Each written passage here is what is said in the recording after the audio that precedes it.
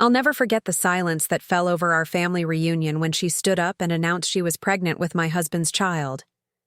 If you could bottle the pure shock in that moment, you'd have a weapon of mass destruction. Her triumphant smile as she looked at me across the table. She clearly expected me to crumble. Instead, I took a sip of my champagne and smiled back. Let her enjoy this fleeting moment of victory. After all, she had no idea that I, not my husband, controlled every penny of his family's fortune, and I'd been waiting for exactly this kind of mistake. I'd love to know which corner of the globe you're watching from, and if this story speaks to you, make sure to subscribe. Tomorrow's video is one you absolutely can't miss.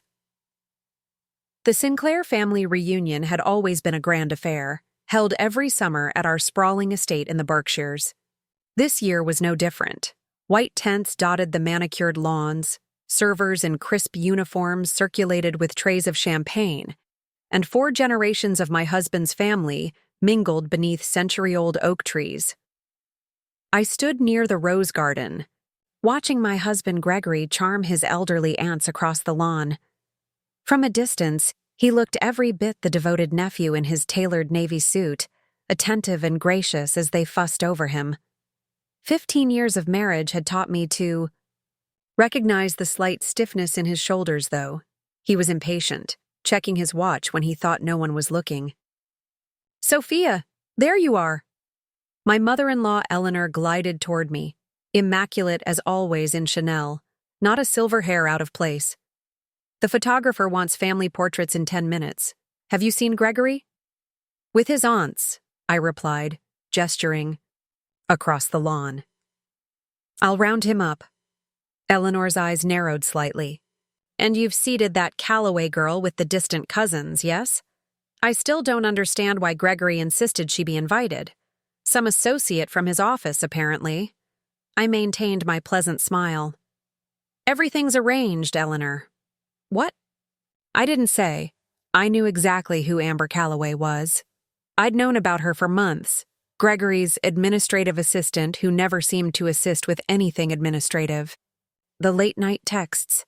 The unexplained charges at hotels I'd never visited. The lingering scent of unfamiliar perfume. Eleanor patted my arm, her diamond bracelet catching the afternoon sun. "You always manage everything so beautifully, dear. The perfect Sinclair wife." If only she knew how perfect. I made my way across the lawn, intercepting a server to exchange my empty champagne flute for a full one. As I approached Gregory and his aunts, I noticed his eyes darting toward the main entrance. Following his gaze, I saw her, Amber Calloway, 27 years old, stepping onto our family property like she belonged there. She was beautiful. I'll give her that. Honey blonde hair cascading past her shoulders, a sundress that strategically highlighted her curves while still attempting to appear appropriate for a family gathering. Too much makeup for daytime, but most of the older Sinclairs wouldn't notice. Gregory's face performed a fascinating transformation when he spotted her. Panic, desire, and calculation all flickering across his features before settling back into careful neutrality. "Ladies," I greeted his aunts with warm hugs. "I hate to interrupt, but the photographer is ready for family portraits." "Oh, Sophia dear, you look lovely as always," Aunt Margaret cooed, patting my cheek. "Doesn't she look radiant, Gregory?" "Always," he answered automatically, eyes still tracking Amber across the lawn as she accepted a drink from a server. I slipped my arm through his as the aunts tottered ahead of us. "Your assistant seems to have found the bar," I murmured, his arm tensed under my hand. "She's not just my assistant. She's been working on the Anderson merger. Key player, actually. Good networking opportunity for her. How generous of you to mentor young talent so thoroughly." Gregory's jaw tightened, but he maintained his smile as we approached the portrait area. "Don't start, Sophia. Not today." I squeezed his arm, perhaps a bit too firmly. "I wouldn't dream of it. Today is about family, isn't it? The family photos proceeded with military precision, orchestrated by Eleanor and the photographer. Grandparents in chairs, adult children standing behind them, grandchildren, arranged artfully in front, the picture of dynastic perfection. Gregory stood beside me, his hand at the small of my back, fingers mindlessly tracing the silk of my dress. "Perfect," called the photographer after the 15th configuration. Now just immediate family, Mr. and Mrs. Sinclair Sr. and Mr. and Mrs. Sinclair Jr. As we repositioned, I caught Amber watching from the sidelines, her expression a complex mixture of longing and resentment. I smiled directly at her, raising my champagne glass slightly in acknowledgement. "Smile, everyone," the photographer instructed. And we did, the perfect family portrait. No one would ever guess that the younger Mr. Sinclair was sleeping with his assistant, or that his wife knew everything. No one would suspect that beneath my composed smile, I was calculating exactly how to use the Sinclair Trust Fund provisions to my advantage when the time came. Dinner was served at precisely 6 o'clock beneath the grand tent. Crystal glasses caught the early evening light, white. Roses and hydrangeas adorned every table, and the gentle notes of a string quartet floated through the air. I'd arranged the seating carefully, Amber at table 7 with Gregory's cousins twice removed, far from the main family table, but still within my line of sight. Gregory, seated beside me at the head table, kept glancing in her direction between courses. "The salmon is excellent," I commented, watching him push food around his plate. "Chef Andre outdid himself." Oh yes. Excellent." He took a distracted bite, then leaned closer. "I need to circulate after dinner. Business conversations." Dabbed my lips with my napkin. "Of course. The Anderson merger won't discuss itself, will it?" His eyes snapped to mine, searching for hidden meaning, but I merely smiled and turned to engage Eleanor about her upcoming charity gala. As dessert was being served, I noticed Amber rise from her table and head toward the restrooms in the main house. 2 minutes later, Gregory excused himself with a murmured comment about taking a call. "How dedicated," I remarked to no one in particular as he strode away. "Always working, even at family gatherings." Eleanor sighed. "Just like his father." The Sinclair men and their empire building. If she only knew what her son was actually building. I waited precisely 7 minutes before following. The main house was quiet compared to the lively tent outside. Most rooms darkened except for strategic lighting illuminating family portraits and expensive art pieces. I moved silently through the familiar halls, listening. Muffled voices came from Gregory's childhood study, a room kept pristine since his college days, filled with rowing trophies and economics textbooks he'd never read. "Can't just spring this on me here, Amber. My entire family is outside." Gregory's voice was tight with controlled panic. "When, then? You keep saying soon, and I'm working on it, but nothing changes." Her voice was higher than usual, emotional. "I'm tired of being your secret." I positioned myself beside the door, careful to remain out of sight. Years of navigating Sinclair family politics had taught me the value of information gathered firsthand. "Lower your voice," Gregory hissed. "I told you I'm handling it. These things take time. There are financial considerations, arrangements." "Financial considerations? You're a Sinclair. Your family has more money than God." I smiled to myself. How little she understood about Gregory's actual financial situation. "It's complicated," he snapped. "The money isn't just sitting in my checking account. There are trusts, conditions. Conditions you wouldn't have to worry about if you just told everyone the truth." Amber's voice cracked. "I can't keep doing this, Greg. Not now. Not with the baby." My breath caught. So this was why he'd been increasingly agitated over the past few weeks, checking his phone constantly, having hushed conversations behind closed doors. The room fell silent for a moment. "You said you were on birth control," Gregory finally said, his voice flat. "I was. These things happen. But they happen for a reason, don't they? This is our chance to start fresh, to be honest, to be a real family. I had to admire her optimism, misplaced though it was. Amber, please. We need to discuss this privately. Not here with my entire family 50 yards away. Let me get through this weekend, and Monday will— No more delays, Greg. Her voice hardened. I've played by your rules for a year. I've been patient. I've been discreet. But I won't let my child be born a secret. I heard movement and stepped back into an alcove as the door flew open. Amber emerged, her face flushed and eyes bright with either tears or determination. Perhaps both.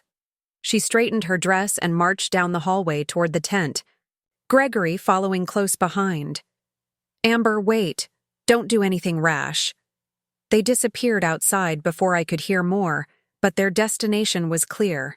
I took my time returning to the party, stopping in the powder room to refresh my lipstick and collect my thoughts.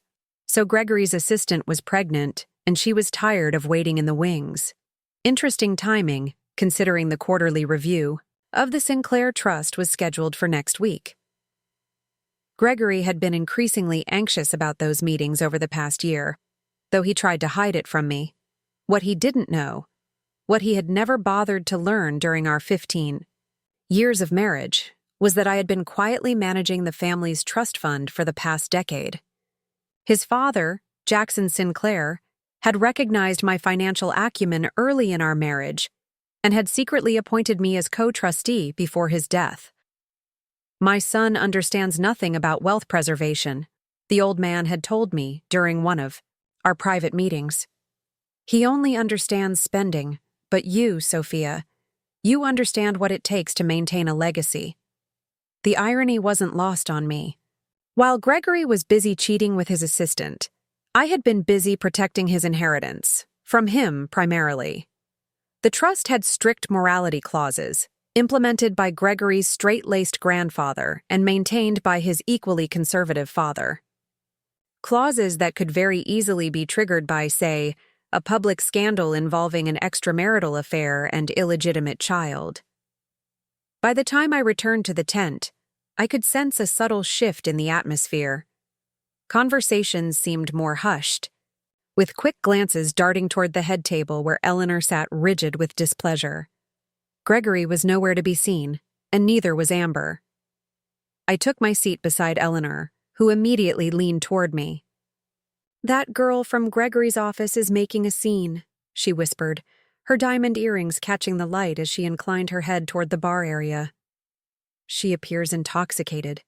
Perhaps you should suggest she leave before she embarrasses herself further." I took a deliberate sip of water. "I think Gregory is handling it." As if on cue, I spotted them at the edge of the tent. Gregory had his hand on Amber's arm, speaking intensely, while she shook her head, becoming more animated with each passing second. Several nearby relatives were pretending not to watch while obviously straining to overhear. "This is precisely why one doesn't mix business with family occasions," Eleanor muttered, signaling a server for more wine. I placed my napkin on the table and stood. "I'll see what I can do to help." As I approached, their heated exchange became audible. "Not going to wait any longer," Amber was saying, her voice carrying more than she probably realized. "You promised, Greg. You promised we'd be together." "This isn't the time or place," Gregory replied, desperation evident in his expression as he noticed me approaching. "Sophia, Amber was just making a scene at my family reunion," I finished calmly, coming to stand beside them. Up close, I could see Amber had indeed had several drinks. Her mascara was slightly smudged, and her cheeks flushed. "Perhaps you should call it a night, Miss Calloway. I can arrange for a car to take you home." Her eyes narrowed as she looked at me, really looked at me, perhaps for the first time. "You have no idea, do you? How long has he been lying to you?" Gregory's grip on her arm tightened. "Amber, don't— I'm tired of hiding," she declared, pulling away from him. Her voice rose, drawing attention from nearby tables. "I'm tired of pretending. By now, a small circle of space had cleared around us as relatives realized something dramatic was unfolding. I noticed Eleanor rising from her seat, an alarm visible even from a distance. "Ms. Calloway," I began, maintaining my composure. "Whatever your grievance is, this is hardly the—" "I'm pregnant," she announced, loud enough for at least 3 tables to hear clearly.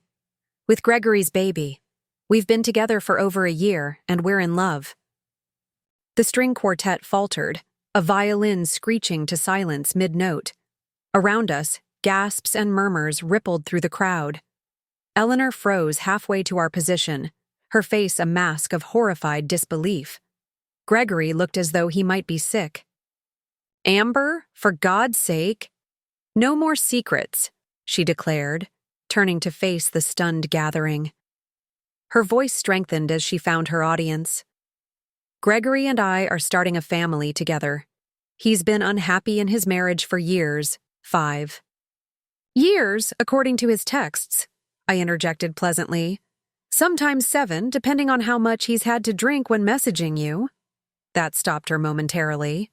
Her eyes darted to mine, confused by my calm demeanor.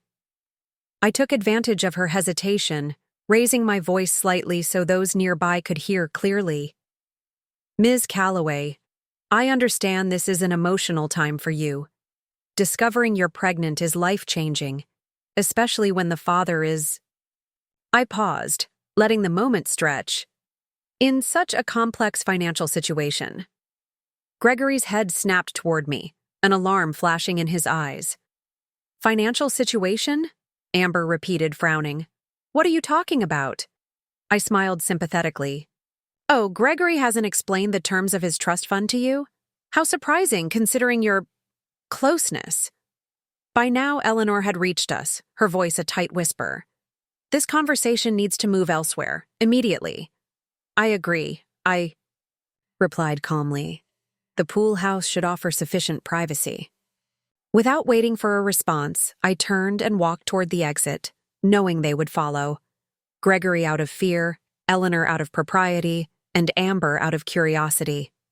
Behind us, the reunion guests erupted into whispered conversations, the scandal spreading like wildfire through the tent.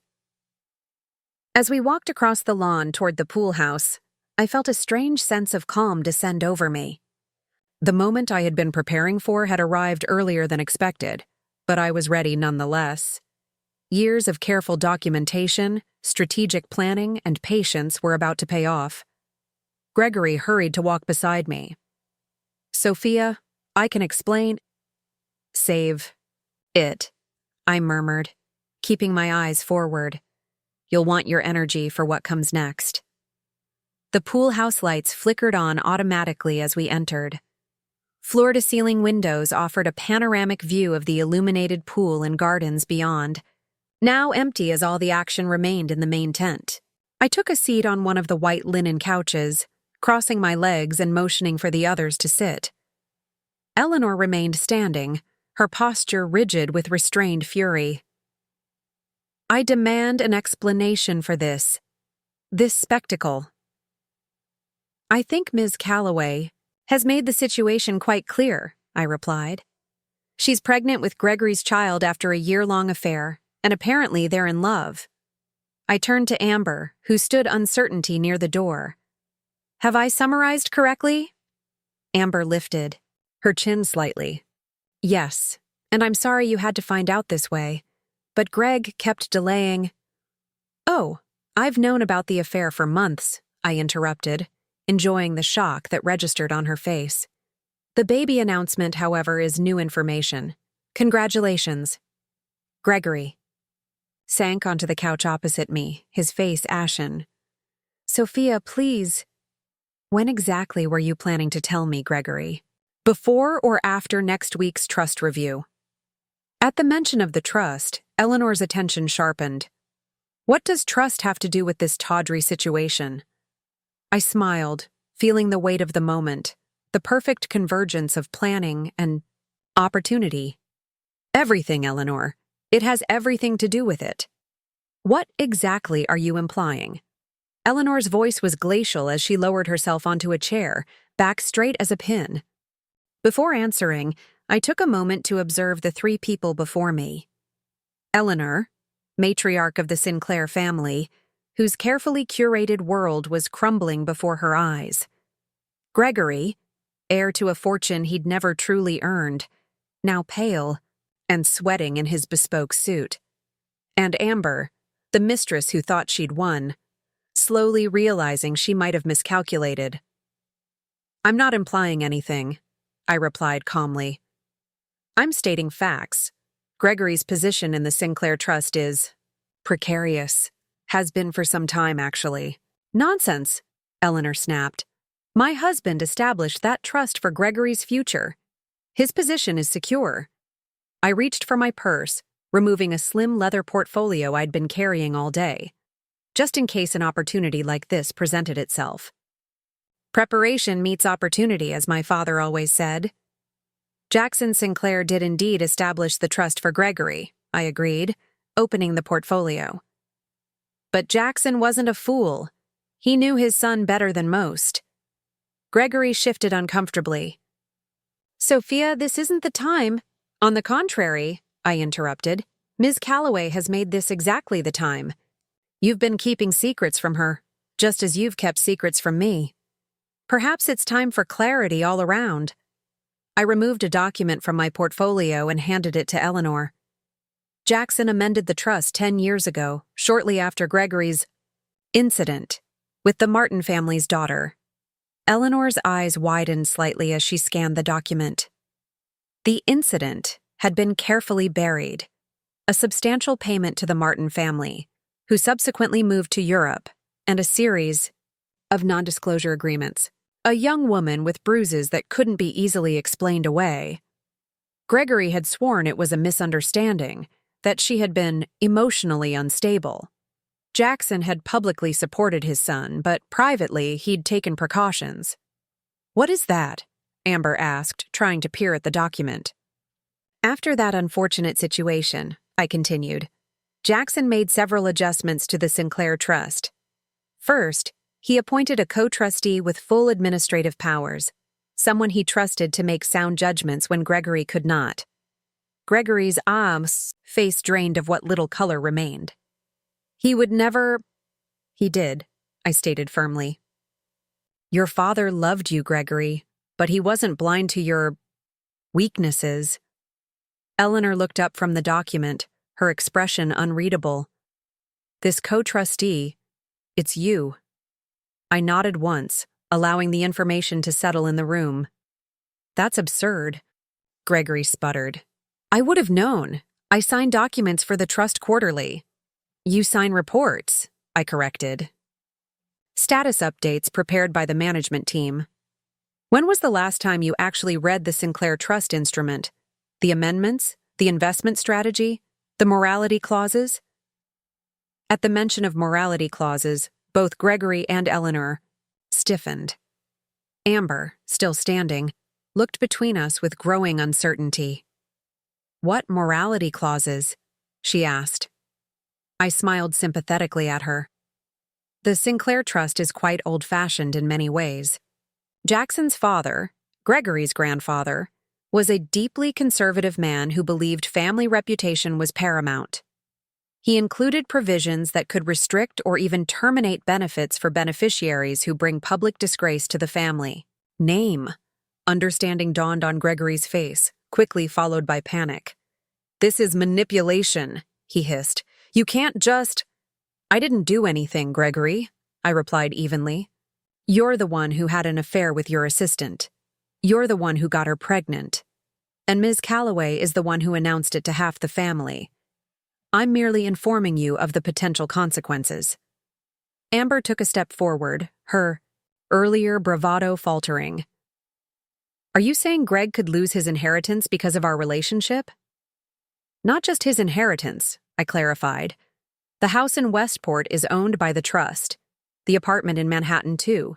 The cars, the club, memberships. Even his position at Sinclair Industries is technically appointed by the trust." Gregory shot to his feet. "This is blackmail! You've been planning this, waiting for an opportunity? Sit down, Eleanor commanded, her voice cutting through his outburst. Surprisingly, he obeyed. She turned to me, eyes narrowed. You've been a co-trustee for 10 years without saying a word. Why? 10 years ago, I was 30 years old, married to Gregory for 5 years. We'd met at Yale. I was finishing my MBA, focusing on investment management, while he was coasting through an economics degree on his family name. He'd been charming, attentive, and seemed genuinely interested in my background, despite my middle-class origins. My father, a high school mathematics teacher, had raised me alone after my mother died when I was 12. He'd instilled in me the values of education, hard work, and financial independence. Because Jackson asked me to keep it confidential, I answered truthfully. He didn't want to embarrass Gregory publicly, but he needed someone he trusted to protect the family's assets. And why would my husband trust you over his own son? Eleanor's tone was skeptical, but I could see doubt creeping into her expression. I smiled slightly. Because unlike Gregory, I actually read the prospectuses for the Sinclair investments. I asked intelligent questions during family business discussions, and most importantly, I helped Jackson restructure the portfolio after the 2008 financial crisis, salvaging millions that would have otherwise been lost. Gregory's head snapped. That was you? Dad said he hired consultants. He did, I confirmed. But I was the one who vetted their recommendations and implemented the strategy. By then, your father's health was already beginning to decline, though he kept that private too. I remembered those late nights with Jackson, poring over financial statements, making difficult decisions while Gregory was God knows where, doing God knows what with God knows whom. Jackson had been a difficult man in many ways, but he'd recognized my abilities and had given me opportunities that many women in finance still struggled to obtain. After the restructuring succeeded, Jackson offered me the co-trustee position. He was concerned about Gregory's financial judgment, or lack thereof. I looked directly at my husband. He knew you saw trust as an unlimited resource, rather than a responsibility. Eleanor pressed her lips together, no doubt remembering her late husband's frequent arguments with Gregory over money. Despite their wealth, Jackson had been raised with Depression-era values by his own father. Gregory's constant demands for more allowance, more control, more freedom to invest in his friends' questionable ventures, had been a perpetual source of tension. "This is how you repay my family's generosity?" Gregory snarled. "We took you in, a nobody from nowhere, and this is how you thank us?" "Generosity?" I repeated, raising an eyebrow. "Is that what we're calling it? You married me because your father approved, and you needed his approval to access your trust fund at 30. Don't pretend it was charity." Amber looked between us, confusion evident on her face. "Greg said you two married young, that it was a mistake." "Oh, we did marry young," I acknowledged. Gregory was 25. I was 25. His father had just added a clause to the trust stipulating that Gregory needed to demonstrate stability and maturity before receiving his full distribution at 30. A wife with a Yale MBA and a level head for finance fit the bill perfectly. Gregory's jaw clenched. "That's not why—" "Please," I cut him off. "You proposed 3 months after your father changed the trust terms. I have no illusions about why." What I didn't mention was that I genuinely loved him once, that I'd believed his promises, his whispered assurances that we would build something meaningful together, that I'd overlooked the red flags because I wanted to believe in the fairy tale, the handsome, wealthy man who chose me, the scholarship girl from Connecticut's unglamorous suburbs.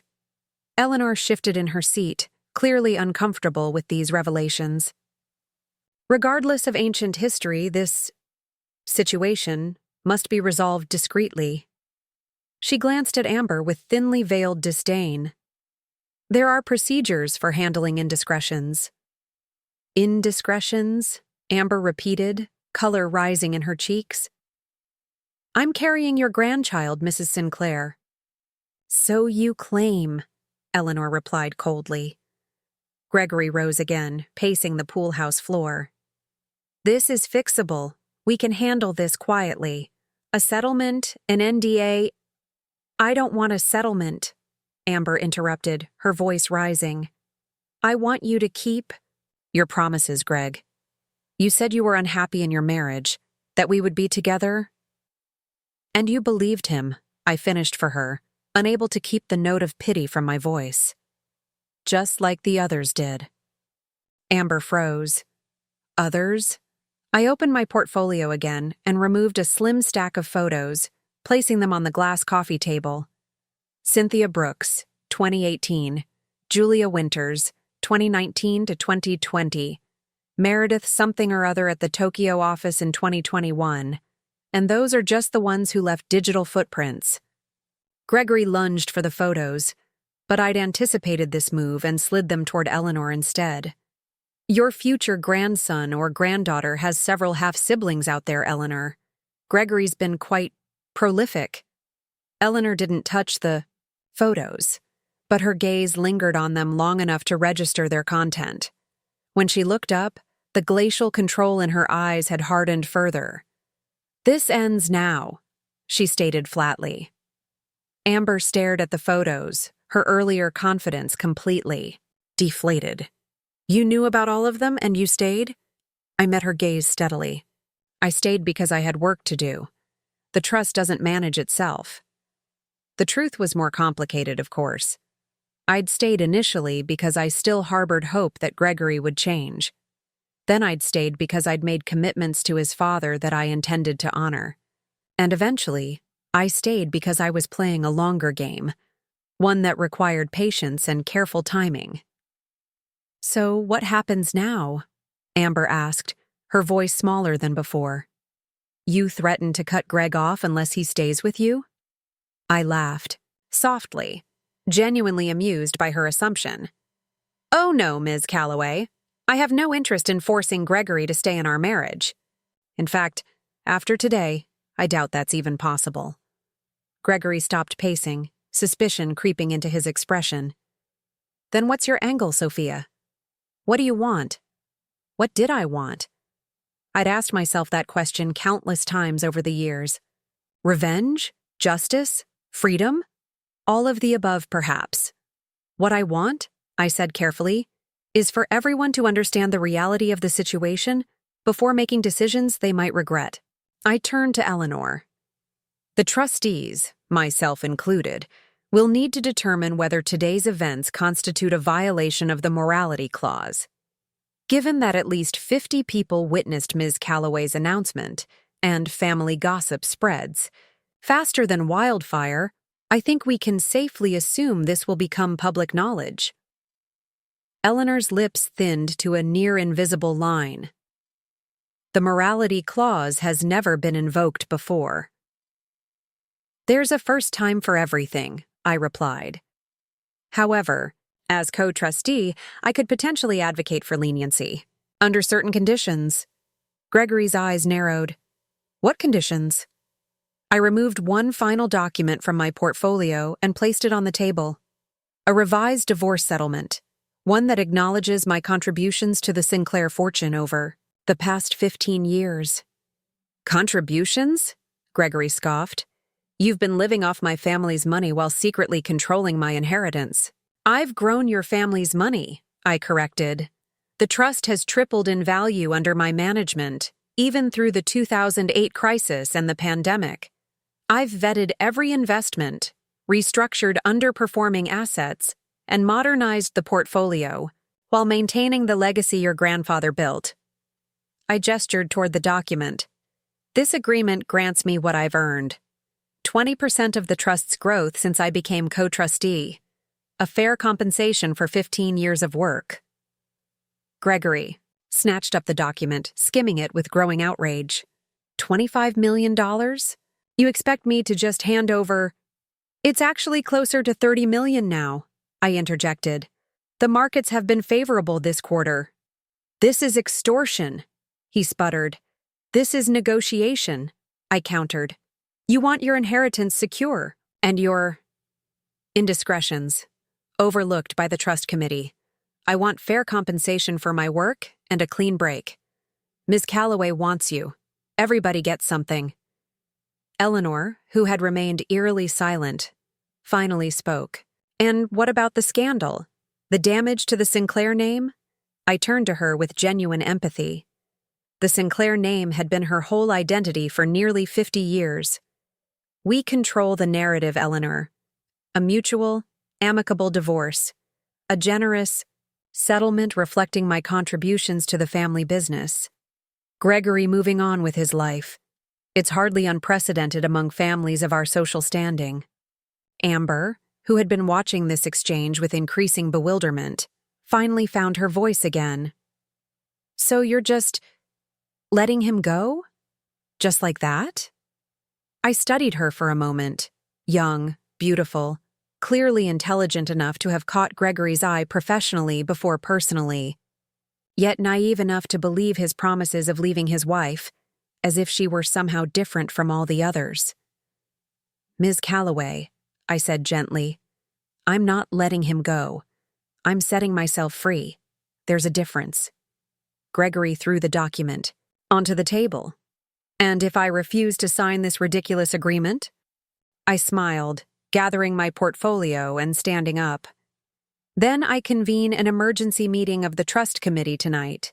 I present evidence of multiple affairs, financial improprieties I've been quietly covering for years, and today's public scandal. The committee invokes the morality clause, and you find yourself without access to the trust funds, without your position at Sinclair Industries, and, I glanced at Amber, without means to support your expanding family. I smoothed my dress and picked up my purse. You have until midnight to decide. Now, if you'll excuse me, I should go check on our guests. Someone needs to salvage what's left of this reunion. As I reached the door, I turned back one last time. Oh, and Gregory? The trust owns this house too. So whatever you decide, be prepared to find new accommodations within 30 days. I stepped out into the warm summer night, the sounds of the continuing party floating across the lawn. Behind me, I heard Eleanor's sharp intake of breath, Gregory's muffled curse, and Amber's uncertain question. Greg, what just happened? A small smile played at my lips as I walked steadily toward the light and noise of the party tent. 10 years of careful planning, of meticulous documentation, of silent endurance, all culminating in this perfect storm of opportunity.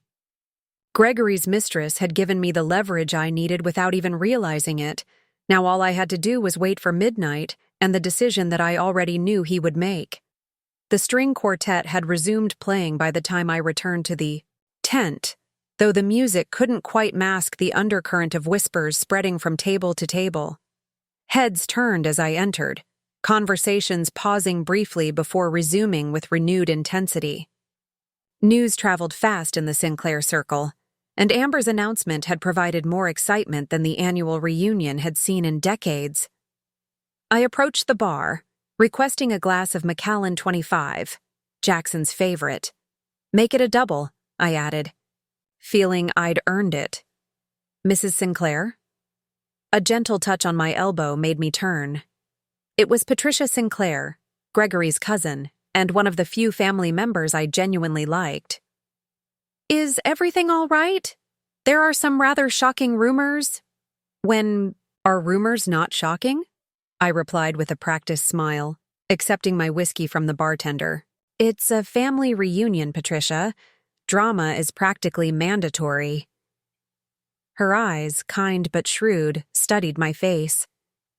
You seem remarkably composed for someone who just had her husband's affair announced to the entire family.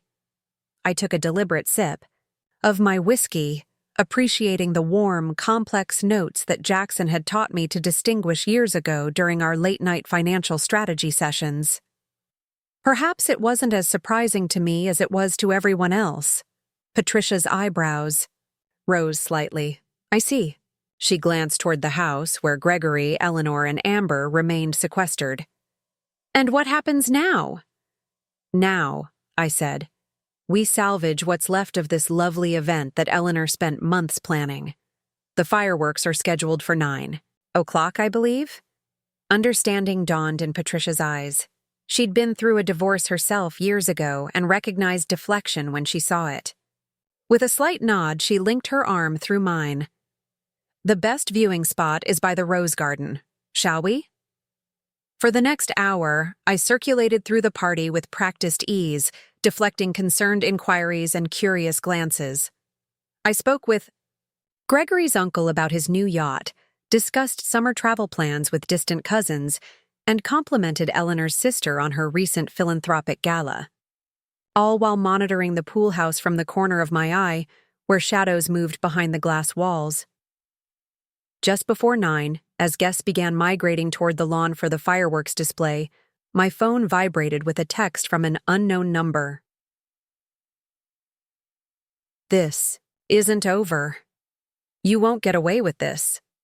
I smiled slightly. Amber, using a new number since I'd blocked her previous attempts to contact me over the past months. She was nothing if not persistent. Another text followed immediately. He loves me. Not you. Never you. Poor girl. She still didn't understand what this was about. This wasn't a battle over Gregory's affections. Those had never been worth fighting for. This was about justice, compensation, and finally breaking free from a cage I'd helped build around myself. I typed a single response. I wish you both happiness, truly. Then I blocked this number too and slipped my phone back into my purse. The fireworks began with a thunderous boom, painting the night sky in brilliant bursts of gold and crimson. I stood at the edge of the crowd, champagne flute in hand. I'd switched from whiskey to maintain clarity, watching faces illuminated by the spectacle above. So many Sinclairs gathered in one place, most of them oblivious to the real fireworks taking place inside the family dynamics. Quite a show. The voice behind me belonged to Harrison Wells, the family's longtime attorney and a trustee of the Sinclair Trust. I hadn't expected him to make an appearance tonight. He usually avoided family functions, claiming they gave him indigestion. The pyrotechnics or the drama? I asked without turning around. Both are rather spectacular. He moved to stand beside me, his craggy face impassive as he gazed skyward. At 72, Harrison had seen the Sinclairs through countless crises. Eleanor called me. Of course she had. Eleanor would never face a family crisis without legal counsel. And I suggested she encourage Gregory to consider your offer very carefully. I raised an eyebrow, finally turning to look at him. You're taking my side? That's unexpected. Harrison's mouth twitched in what might have been a smile. I'm taking the trust's side, as always. Your management has been exemplary. Gregory's has not. He sipped his drink, eyes still on the fireworks. Jackson made the right choice with you. A particularly large explosion drew appreciative gasps from the crowd. In its momentary brightness, I caught sight of Gregory emerging from the pool house alone, his expression thunderous as he scanned the crowd, no doubt looking for me. I should go, I murmured to Harrison. Duty calls. Sophia. Harrison's voice stopped me. Whatever happens, the trust will honor your contribution. I'll see to it personally. I nodded my thanks and slipped away through the crowd, making my way not toward Gregory, but toward the main house. I had no interest in a public confrontation, and from the look on his face, that was exactly what he was seeking. The house was blessedly quiet after the noise of the party. I made my way upstairs to the bedroom that had been ours whenever we visited the family estate. The room was immaculate as always, with its four-poster bed and antique furnishings selected by Eleanor decades ago. I went straight to the closet, removing my overnight bag and beginning to pack methodically. I had just finished when I heard heavy footsteps in the hallway, followed by the door flying open. There you are, Gregory spat, his perfect composure finely shattered. His tie was askew, his hair disheveled from running his hands through it repeatedly. a nervous habit from childhood. Hiding while you blow up my life? Packing, I corrected, zipping my bag closed. And if anyone blew up your life today, it wasn't me. He stalked into the room, closing the door with unnecessary force. You've been planning this for years, manipulating. My father going behind my back, documenting my every move like some kind of a spy. Documenting your indiscretions was hardly espionage work, Gregory. You weren't exactly discreet. I moved my bag to the door. Did you make your decision? This is blackmail, he hissed, pacing the room like a caged animal. You're threatening to invoke the morality clause unless I sign over millions to you, I sighed, perching on the edge of the bed. It's not blackmail to ask for compensation for work performed. The trust has grown by over $120 million under my management. I'm asking for less than a quarter of that growth. It's my family's money, he exploded. You had no right?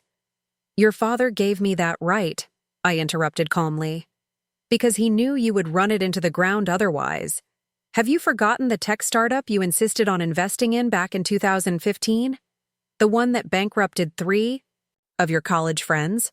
Or the foolproof real estate scheme in 2018 that turned out to be a literal swamp in Florida?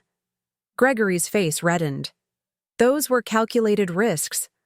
Those were disasters I prevented, I corrected. The trust has specific guidelines about risk exposure that you've conveniently ignored every time some friend comes to you with a can't-miss opportunity. He stopped pacing, fixing me with a glare. You've turned my own father against me from beyond the grave. Your father loved you, Gregory. That's why he protected you from yourself. I stood up, smoothing my dress. Now, your decision? The paperwork is ready either way. Divorce settlement or trust committee meeting. Your choice. Gregory ran a hand through his hair again, disordering it further. Eleanor thinks I should sign. Eleanor is practical, I acknowledged. She understands what's at stake. And what about Amber? The baby? I raised an eyebrow. What about them? The settlement doesn't prevent you from being with her or from supporting your child.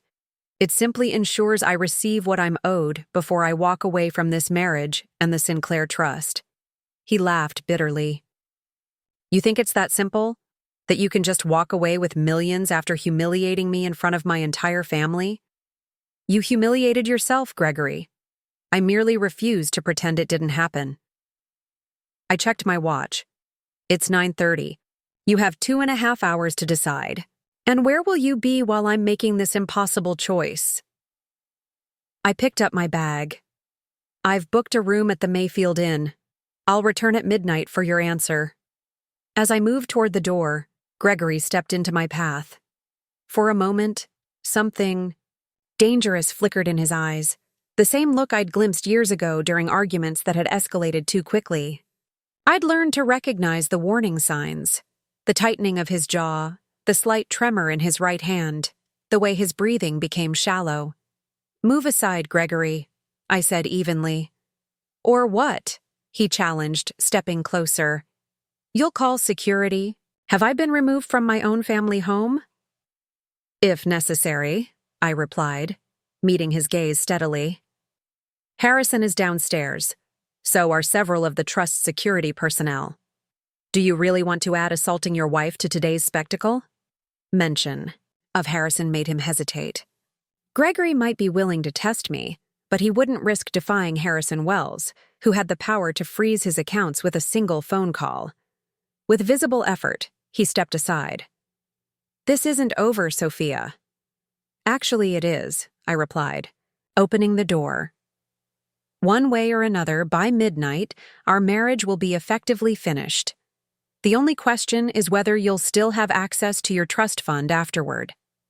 I left him standing in the bedroom, surrounded by antiques selected, by his mother and family photographs that told a story of perfection that had never existed. As I descended the grand staircase, I caught a glimpse of myself in the ornate mirror hanging in the foyer. Composed, poised, betraying none of the emotions churning beneath the surface. Harrison waited by the front door, car keys in hand. "I'll drive you," he said simply. The Mayfield Inn was a discreet establishment 20 minutes from the Sinclair estate, catering to an exclusive clientele who valued privacy above all else. I checked into my pre-reserved suite while Harrison waited in the lobby, making phone calls to what I assumed were other trustees. As I unpacked the few items I'd need for the night, my phone rang with an unfamiliar number. "This is Sophia," I answered cautiously. "It's Amber." Her voice sounded different, subdued, almost hesitant. "We need to talk." I sat on the edge of the bed. "I think we've said everything that needs saying, Ms. Calloway." "Please," she persisted. "Just 5 minutes, in person. I'm in the lobby of your hotel." I frowned, immediately suspicious. "How did you know where I was staying?" "Eleanor's assistant. Mentioned it when I was leaving. Please, Sophia, 5 minutes." I considered refusing, but curiosity got the better of me. "Room 312, 5 minutes only." While waiting for her arrival, I sent a quick text to Harrison, informing him of the unexpected meeting. Whatever game Gregory and Amber were playing, I wanted a witness aware of my whereabouts. Amber arrived looking considerably less polished than she had at the reunion. Her carefully styled hair had lost its bounce, her makeup was slightly smudged, and she'd changed from her sundress into jeans and a simple blouse. "Thank you for seeing me," she said, hovering uncertainly by the door. "What? Do you want Miss Calloway?" I asked, remaining standing. "I assume Gregory sent you to negotiate." She shook her head, moving further into the room. "He doesn't know I'm here. He's with his mother. They're talking to lawyers." "Of course they are," I murmured. The Sinclairs never faced a crisis without an army of legal counsel. "Then why are you here?" Amber took a deep breath. "I need to know if you're really going to destroy him. Take everything away if he doesn't give you what you want." "I'm not destroying anyone," I replied evenly. "I'm enforcing the terms of a legal document that his father established and that Gregory has repeatedly violated, and I'm requesting fair compensation for my work." "But you've been planning this," she insisted, her voice rising slightly. "Gathering evidence, documenting his mistakes. You've been waiting for the right moment to strike." I studied her face. Young, beautiful, earnest in her misplaced loyalty to a man who had already betrayed her trust, as evidenced by the photos of his other affairs. "Is that what Gregory told you?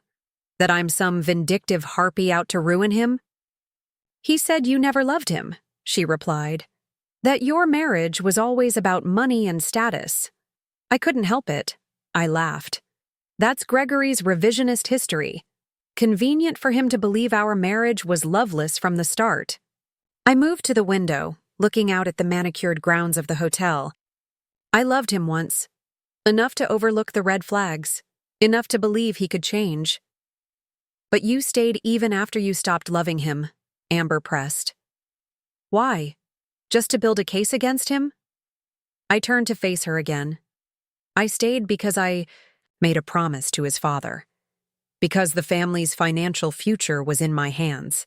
And yes, eventually I stayed because I wanted what I'd earned." Amber sank into one of the suite's armchairs, suddenly looking exhausted. "He's not going to sign your agreement. That surprised me. Then he's a bigger fool than I thought. He says you're bluffing about the morality clause, that the trustees would never actually cut him off completely." She looked up at me, her eyes suddenly shrewd beyond her years. "Is he right?" I considered my answer carefully. The truth was, invoking the morality clause would be unprecedented. No Sinclair had ever been completely cut off, despite behavior that certainly would have warranted it. But Gregory's pattern of misconduct, financial irresponsibility, and public scandal made a compelling case. "The trustees will do what's best for the trust," I replied finally. "Gregory has given them ample reason to question his judgment." Amber placed a protective hand over her still flat stomach. "And what about the baby? His child won't matter to them.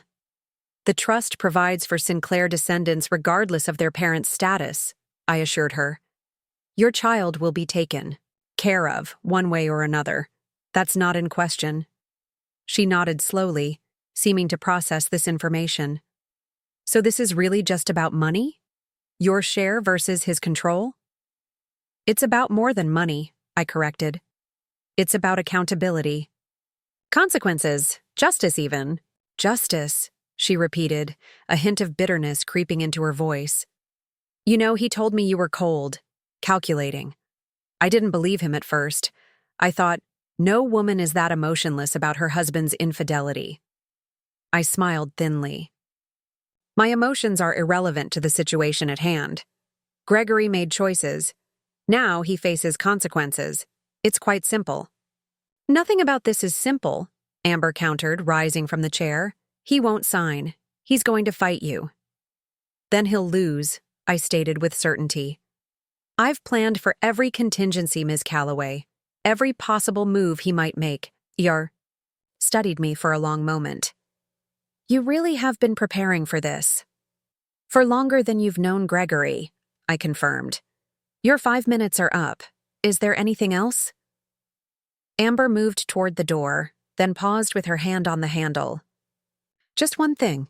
Was any of it real? Your marriage? The question caught me off guard. I thought of the early years. Gregory's genuine charm, the plans we'd made, the life I'd thought we were building together.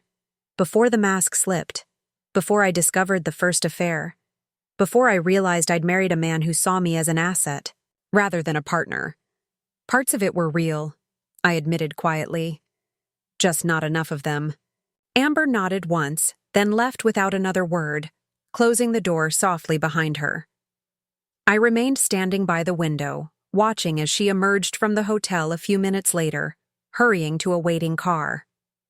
As she got in, I caught a glimpse of the driver, Gregory, his profile unmistakable even from a distance. So it had been a reconnaissance mission after all. Amber sent me to gauge my resolve, to see if I might waver or reveal some weakness they could exploit. I wondered what she would tell him. That I was determined? Uncompromising? That I had anticipated their every move? My phone chimed with a text. From Harrison Emergency Trust meeting convened for 11 p.m. Gregory requested it. Be prepared. I smiled to myself, a sense of calm certainty settling over me. Gregory was making exactly the moves I'd predicted. He would try to outmaneuver me, to convince the trustees to side with him before midnight. Little did he know. I'd prepared for this scenario, too. Opening my laptop, I accessed a secure folder containing years of documentation, every questionable financial decision Gregory had made, every breach of trust guidelines, every instance where I'd quietly intervened to prevent disaster. All meticulously organized, annotated, and ready to present. The clock on the nightstand read 10:15 p.m., less than an hour before the emergency meeting. I changed into a fresh outfit, a steel gray suit that I reserved for high-stakes negotiations, and reapplied my makeup with precision. As I put the finishing touches on my appearance, my phone rang again. Eleanor. This has gone far enough, Sophia, she said without preamble. You're tearing the family apart. I'm holding your son accountable, Eleanor. There's a difference. Her sigh carried decades of careful image management and painful compromises. We can resolve this privately. There's no need for the entire trust committee to be involved. Gregory made that choice when he rejected my reasonable offer. I replied, checking my watch. Now we'll do things the hard way. You were like a daughter. To me, Eleanor said, her voice softening unexpectedly. To Jackson, too. Why are you doing this to our family? The question stung more than I wanted to admit. Despite everything, I'd respected Eleanor and had genuinely mourned Jackson's passing. I'm not doing this to your family, Eleanor.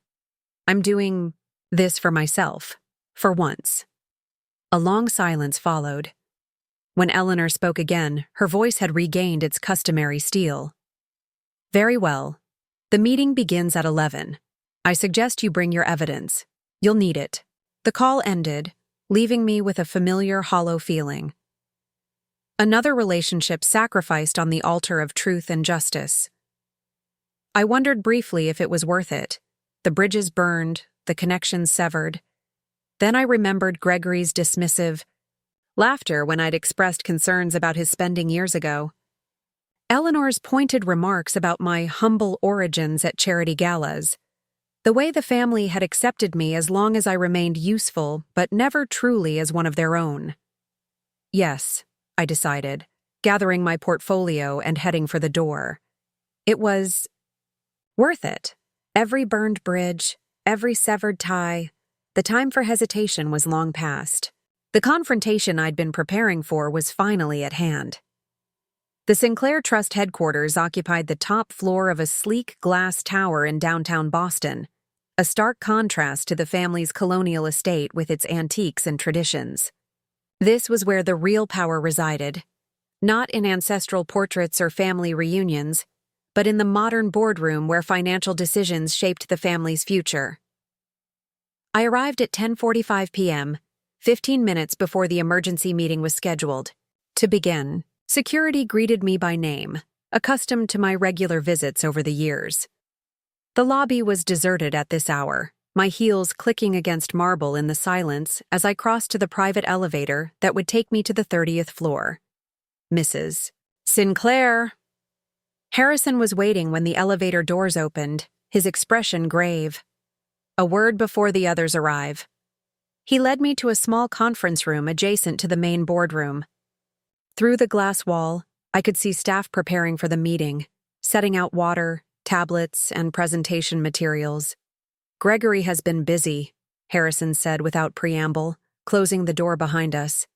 "He's contacted every trustee individually, painting you as an opportunistic gold digger who manipulated his father and is now attempting to extort the family." I set my portfolio on the table, unsurprised. "And how receptive were they to this characterization?" "Mixed," Harrison admitted. "The older trustees, Livingston and Montgomery, have known you for years and weren't particularly swayed. The newer ones might be more susceptible, especially since Gregory is blood and you're not," I finished for him. "What about Eleanor? Is she attending?" Harrison nodded. "She'll be here, though technically she's not a voting trustee. Gregory insisted on her presence as a character witness." I smiled thinly. "Of course he did. Anyone else I should be prepared for?" "He's bringing Martin Richards as his attorney." That gave me pause. Martin Richards was one of Boston's most aggressive corporate lawyers, known for his scorched-earth approach to negotiations. His involvement signaled that Gregory was preparing for all-out war. "I see," I said, keeping my voice neutral. "And Amber? No sign of her," Harrison replied, "though I wouldn't be surprised if she makes an appearance. Gregory seems determined to frame this as a personal vendetta on your part, the jealous wife lashing out." I laughed softly at the irony. If only he knew how little this has to do with jealousy. Harrison studied me for a moment, his experienced eyes seeing more than most. "This was always your endgame, wasn't it? From the moment Jackson appointed you co-trustee." "Not initially," I admitted. "At first, I genuinely believed I could help. Gregory become the man his father hoped he would be, the responsible steward of the family legacy." "And when did you realize that wasn't possible?" I thought back to the turning point. Not the first affair I discovered, or even the second, but the night 3 years ago when I'd found Gregory drunk in his study, having lost $2 million in a poker game with clients. Not trust money, thankfully. I'd already implemented safeguards preventing him from accessing those funds without multiple approvals. But his personal accounts had been devastated, and he'd been more concerned with how I would fix it than with his own recklessness. "Gradually," I replied, not sharing the specific memory. "Let's just say Gregory provided ample evidence of his unfitness to manage the trust." Harrison checked his watch. "They'll be here in 5 minutes. What's your strategy?" I opened my portfolio, removing several key documents. Transparency. Full disclosure of Gregory's financial mismanagement, his pattern of behavior, and the risk he poses to the trust's stability. Harrison raised an eyebrow. Hardball, then. He's left me no choice, I responded, arranging my materials methodically. He rejected a reasonable settlement offer. Now he faces the consequences. The older man nodded slowly. I'll back your position. But you should know the vote could be close. Livingston and Montgomery will likely side with you. Peterson and Chen tend to follow the majority. Bradford owes me, I stated confidently. The Asia-Pacific restructuring saved his reputation after his disastrous recommendation in 2019. He'll remember that. That still leaves Waterston and Taylor as wildcards. I smiled slightly. I have something for them, too. Now, shall we? We entered the boardroom just as the elevator chimed, announcing the arrival of more trustees. I took my customary seat at the right side of the long mahogany table, arranging my materials with meticulous precision. Harrison settled beside me, his legal pad and fountain pen, never a tablet for him, positioned perfectly in front of him. The trustees filed in one by one. Livingston, the silver-haired patriarch who had served alongside Jackson for decades. Montgomery, a shrewd investment banker in her 60s. Bradford, nervous as always, adjusting his bow tie compulsively. Peterson and Chen, the younger members who had joined after Jackson's death. And finally, Waterston and Taylor, both mid-career.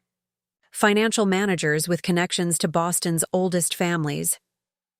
Gregory arrived last, flanked by Eleanor and a sharp-featured man I recognized as Martin Richards.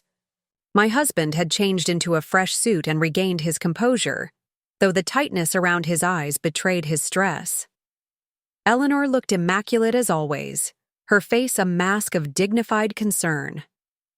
Thank you all for convening on such short notice, Harrison began formally once everyone was seated.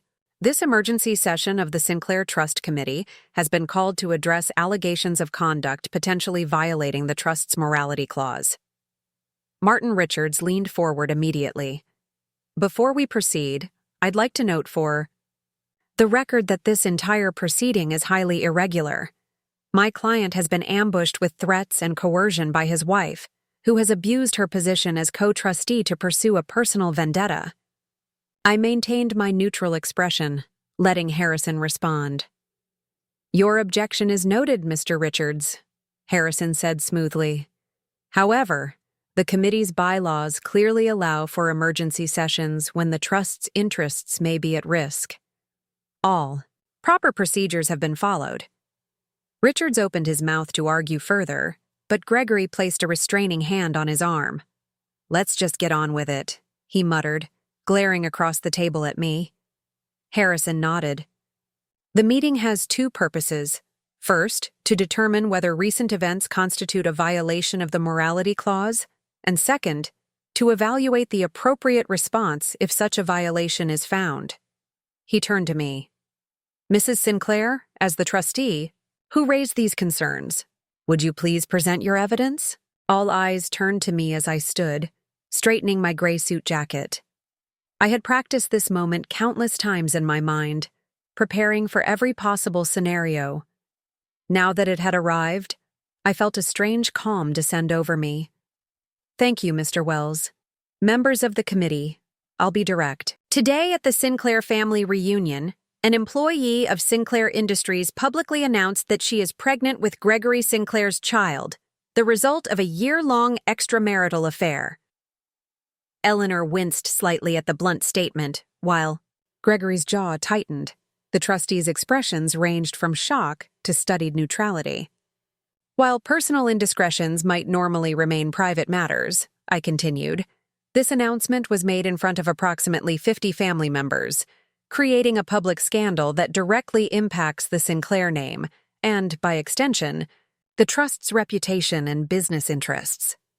I distributed tablets to each trustee. If you turn to the first document in your packet, you'll find the specific language of the morality clause as written by Howard Sinclair and reaffirmed by Jackson Sinclair. It explicitly prohibits beneficiaries from engaging in conduct that brings public disgrace, scandal, or dishonor to the Sinclair name. Livingston, the oldest trustee, adjusted his glasses as he read. I remember when Howard added this clause, after his brother's gambling addiction nearly bankrupted the family in the 1950s. I nodded.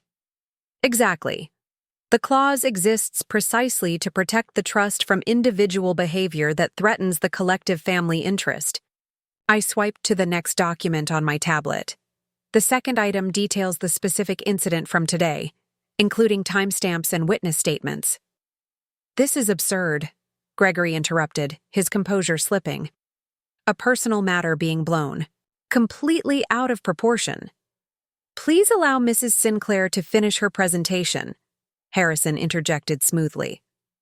You'll have an opportunity to respond.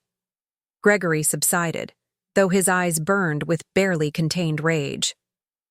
I continued methodically, laying out not just today's incident, but the pattern of behavior that preceded it.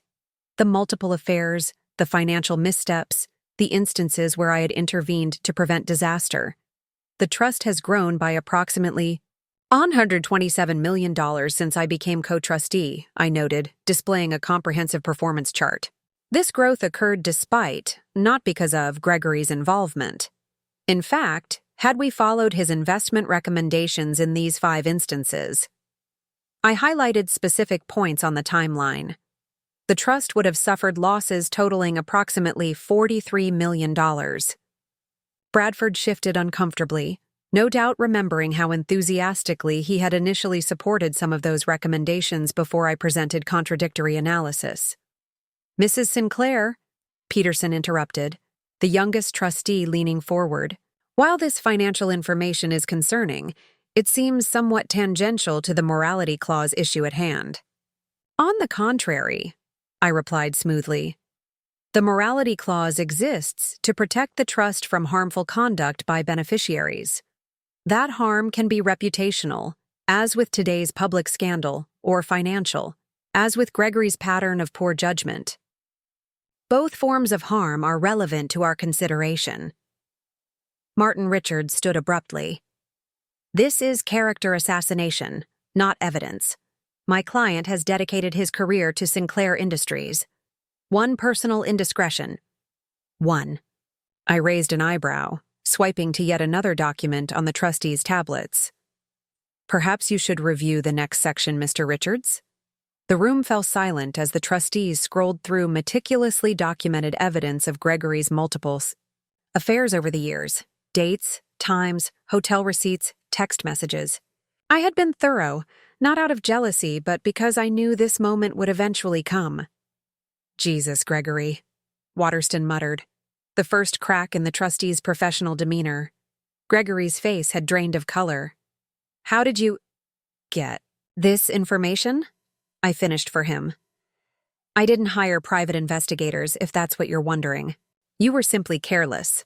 Hotel charges on shared credit cards, emails left open on shared devices, texts forwarded to family cloud accounts you never bothered to check the settings on. Eleanor sat rigid beside her son, her expression unreadable, though her knuckles had whitened where she gripped her purse. While the personal details are unfortunate, I continued dispassionately, what's relevant to this committee is the pattern of judgment they reveal. A man who repeatedly risks his marriage, his reputation, and now the family name through public scandal is not demonstrating the responsibility required to manage the Sinclair Trust. I paused, allowing the information to sink in before delivering my final point. Which brings me to my recommendation. Given today's public incident and the pattern it represents, I believe Gregory's actions constitute a clear violation of the ECI morality clause. As a consequence, I recommend suspending his access to discretionary trust funds and his voting rights within the trust for a period of 1 year, during which time he will undergo financial management training and demonstrate improved judgment. The room erupted in murmurs at my recommendation, which was significantly less severe than the complete cutoff Gregory had clearly feared. Even Harrison looked surprised beside me. A suspension? Gregory asked suspiciously. Not termination of benefits? I met his eyes directly. Despite everything, you are still Jackson's son. I believe he would want you to have an opportunity to redeem yourself. Martin Richards leaned over to whisper urgently in Gregory's ear, but Gregory waved him off impatiently. And what about your divorce settlement? The $30 million you demanded? That offer expired at midnight, I replied calmly. We're discussing trust management now, not our personal arrangements. Eleanor finally broke her silence. What exactly are you playing at, Sophia? This morning you were threatening to invoke the morality clause unless Gregory signed over millions. Now you're recommending a mere suspension? I turned to face my mother-in-law, directly. I'm doing what's best for the trust, Eleanor. That's my duty as co-trustee. Gregory's actions warrant consequences, but not destruction. The strategic calculation behind my apparent clemency was clear to the more astute trustees.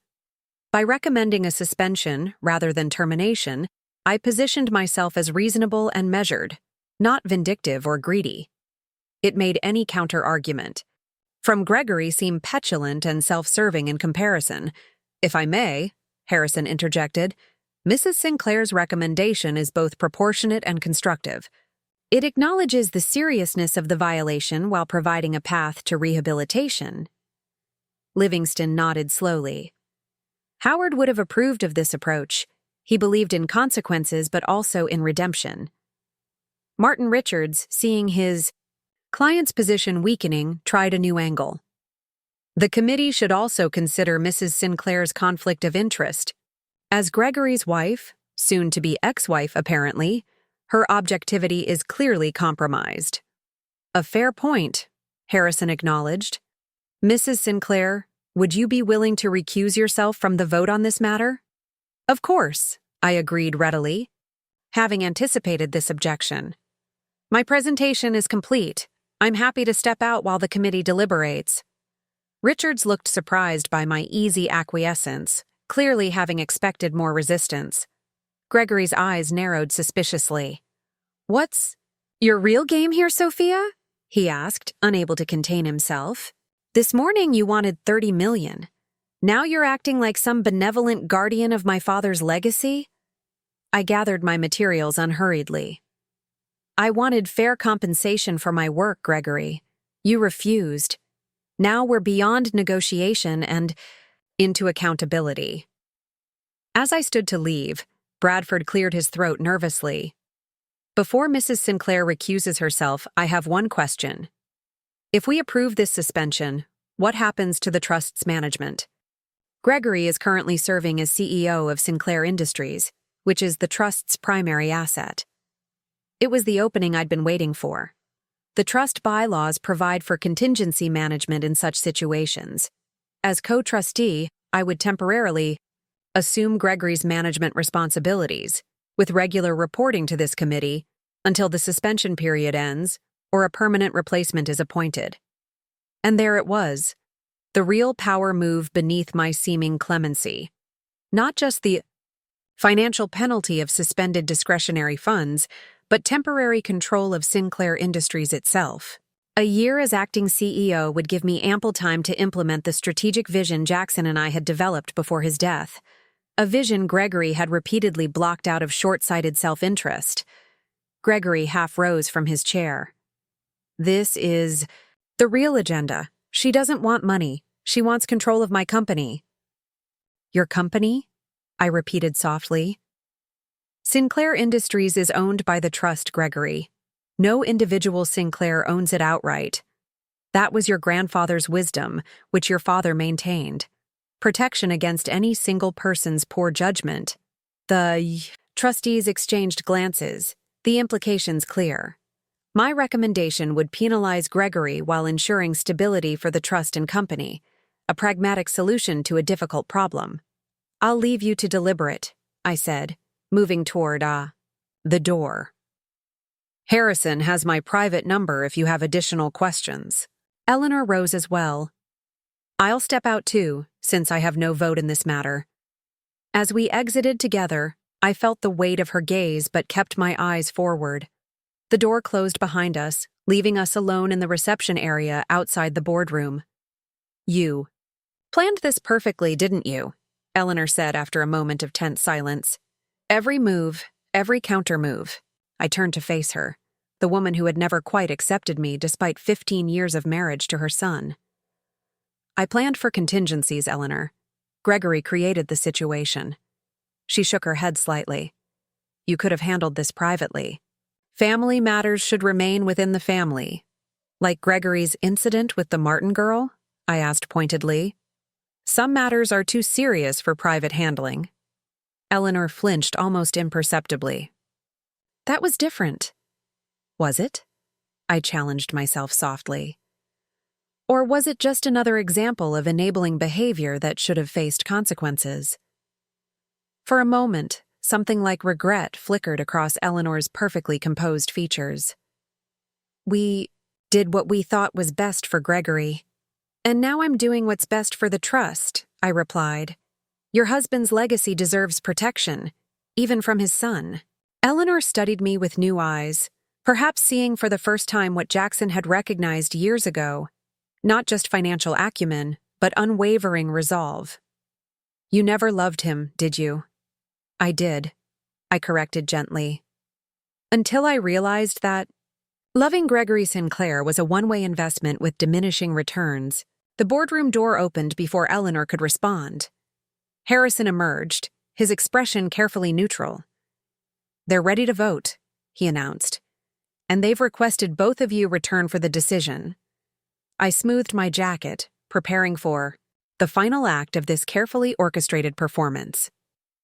Whatever the trustees decided, I had positioned myself exactly where I needed to be, either granted temporary control of Sinclair Industries or established as the reasonable voice of moderation who had been overruled. As we re-entered the boardroom, I caught Gregory's eye across the table. The fury had faded from his expression, replaced by something like grudging recognition. He finally understood what his father had seen in me all those years ago, not just a suitable wife for his son, but a worthy successor to the Sinclair legacy. The boardroom felt charged with tension as Eleanor and I took our seats. The trustees had arranged themselves in a loose semicircle, their expressions carefully neutral. Years of high-stakes financial negotiations had taught them all how to mask their thoughts. Only Bradford's nervous finger-tapping betrayed any emotion. Harrison remained standing, assuming the role of moderator. "The committee has completed its initial deliberations and is prepared to vote on Mrs. Sinclair's recommendation. However, before we proceed, Mr. Sinclair has requested an opportunity to address the committee."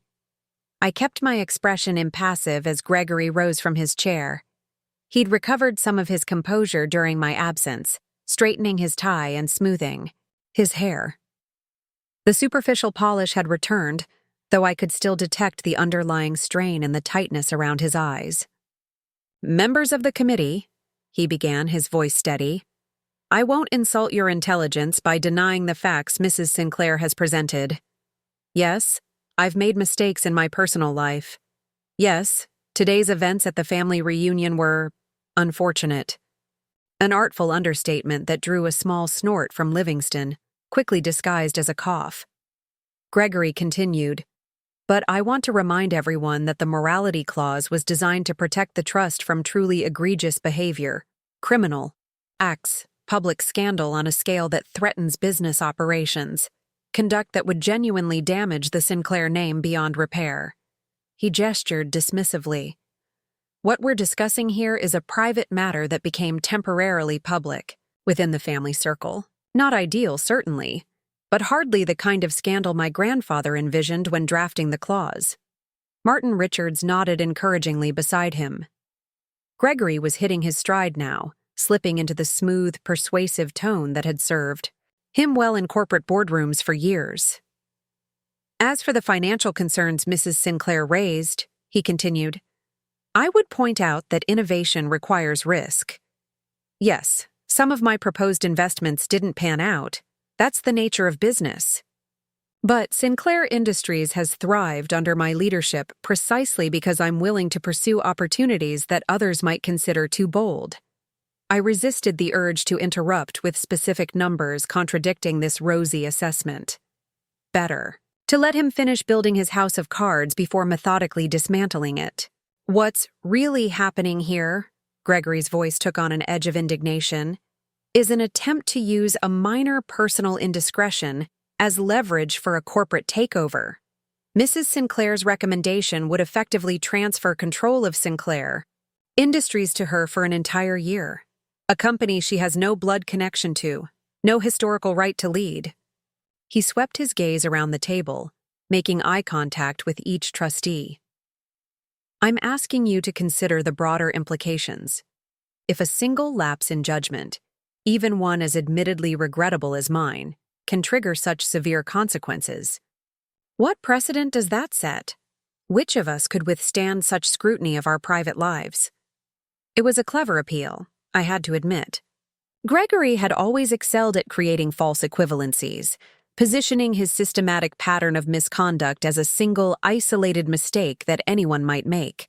In conclusion, he finished, I acknowledge my error and am prepared to face appropriate consequences. But I submit that Mrs. Sinclair's recommendation is disproportionate to the offense and motivated by interests beyond the trust's welfare. Thank you.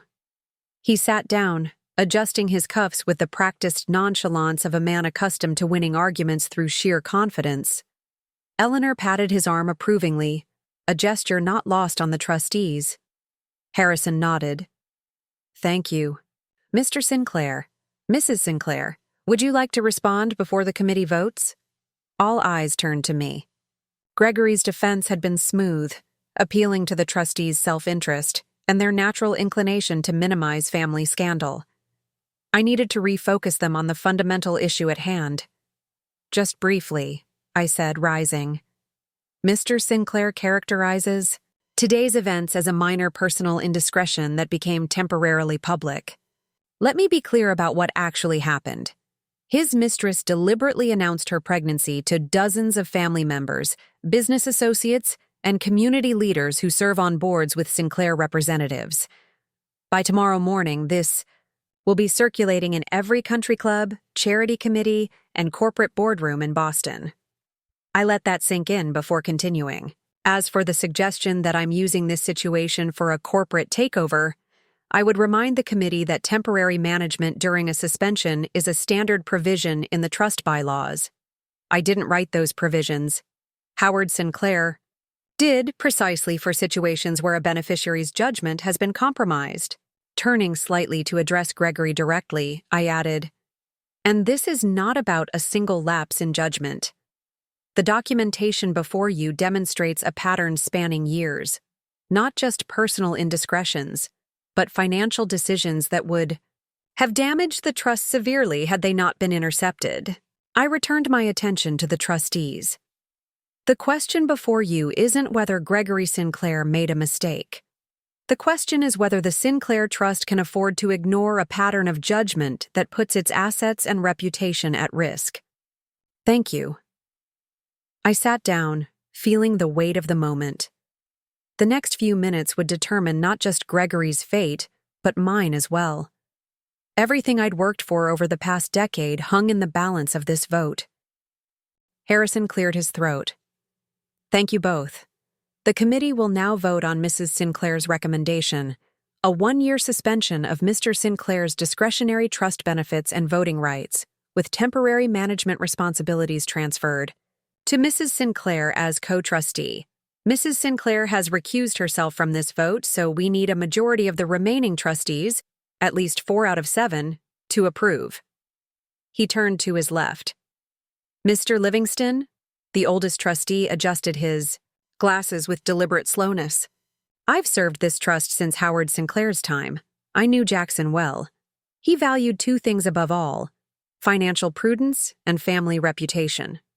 He paused, his weathered face solemn. The evidence presented tonight suggests that both are at risk.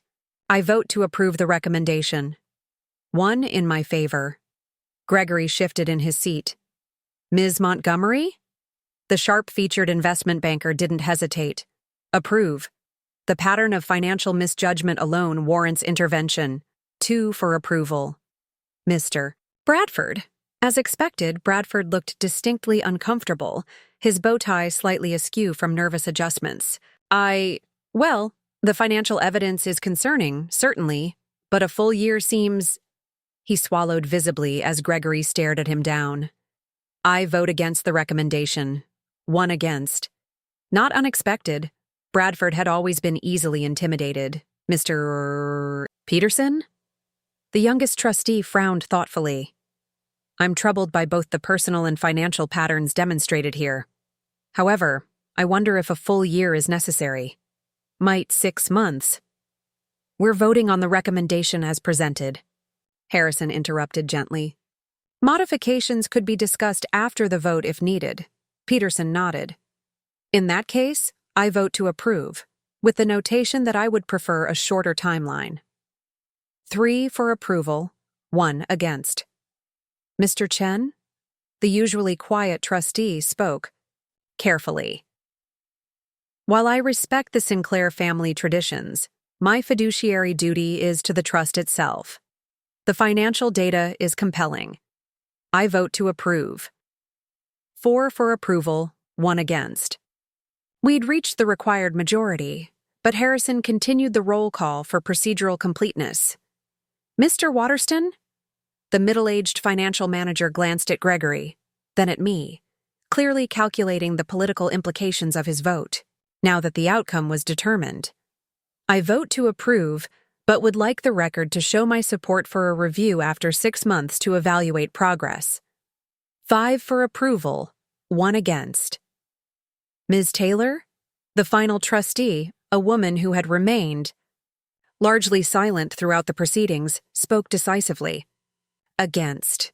I find the entanglement of personal and professional concerns troubling in this matter. Final tally. 5 for approval, 2 against. The recommendation had passed comfortably. Gregory's face had darkened progressively with each vote, his knuckles white where he gripped the armrests of his chair. Beside him, Martin Richards was already scribbling notes, no doubt planning potential legal challenges. Harrison formally announced the result. With 5 votes in favor and 2 against, the committee approves Mrs. Sinclair's recommendation. Effective immediately, Gregory Sinclair's discretionary trust benefits and voting rights are suspended for a period of 1 year. During this time, Mrs. Sinclair will assume temporary management responsibilities for trust assets, including operational oversight of Sinclair Industries. He turned to Gregory. Mr. Sinclair will retain his base salary and standard benefits as an employee of Sinclair Industries, though his position will be reassigned at the acting CEO's discretion. The committee will review this arrangement after 6 months, as requested by multiple trustees. The formal language couldn't disguise the magnitude of what had just occurred. In the space of 15 hours, Gregory had gone from secure heir of the Sinclair fortune to effectively demoted employee whose inheritance hung by a thread. And I had gone from his underestimated wife to his boss. Eleanor broke the tense silence that followed. This is unprecedented. The trust has never suspended a primary beneficiary before. Gregory's actions were unprecedented, Livingston countered gently. Jackson would have expected nothing less from us. Gregory finally spoke, his voice tight with barely controlled rage. So that's it? 15 years as CEO, tripling the company's market value, and I'm out of the word of my soon-to-be ex-wife? Not out, Harrison corrected. Suspended, and not on Mrs. Sinclair's word alone, but based on evidence evaluated by the full committee. Gregory turned to me, dropping all pretense of composure. You planned this from the beginning. All those years, pretending to support me while documenting every mistake, waiting for the perfect moment to strike. I met his gaze steadily. I gave you every opportunity to succeed, Gregory. I covered for your mistakes, fixed your messes, and protected the company from your worst impulses. I even offered you a private settlement this morning that would have avoided all of this. A blackmail demand of $30 million, he spat. Fair compensation for 15 years of work, I corrected calmly. Work that saved the trust far more than that amount. You chose to gamble rather than settle. You lost. Martin Richards touched Gregory's arm in warning, clearly concerned about what his client might say next. Gregory shook him off impatiently. The board won't accept this, he insisted, looking around at the trustees. Sinclair Industries has relationships, contracts, partnerships that depend on my personal connections. You can't just replace me with your wife? I finished for him. The same wife who has been managing the trust's finances for a decade? Who has attended every board meeting, investor presentation, and strategic planning session? Who already knows every executive, every major client, every significant contract? Montgomery spoke up unexpectedly. Mrs. Sinclair's qualifications aren't in question, Gregory. Her MBA from Yale, her financial management experience, and her decade of service to the trust make her eminently qualified for temporary management. This isn't over, Gregory warned, rising abruptly. I'll challenge this decision. The company bylaws, the trust instrument.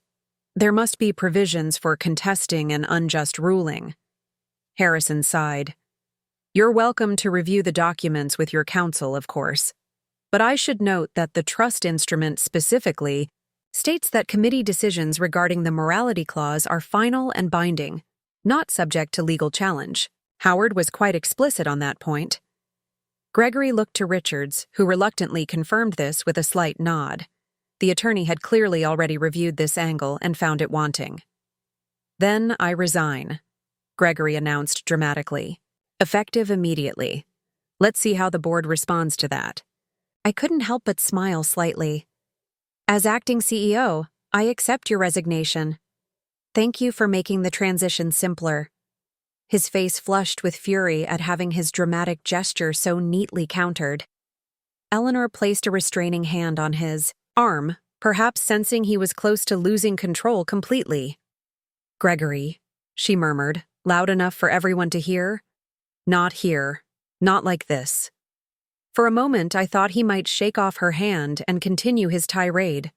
Instead, he took a deep breath, straightened his tie in a gesture of composure I'd seen 1,000 times, and addressed the trustees with forced dignity.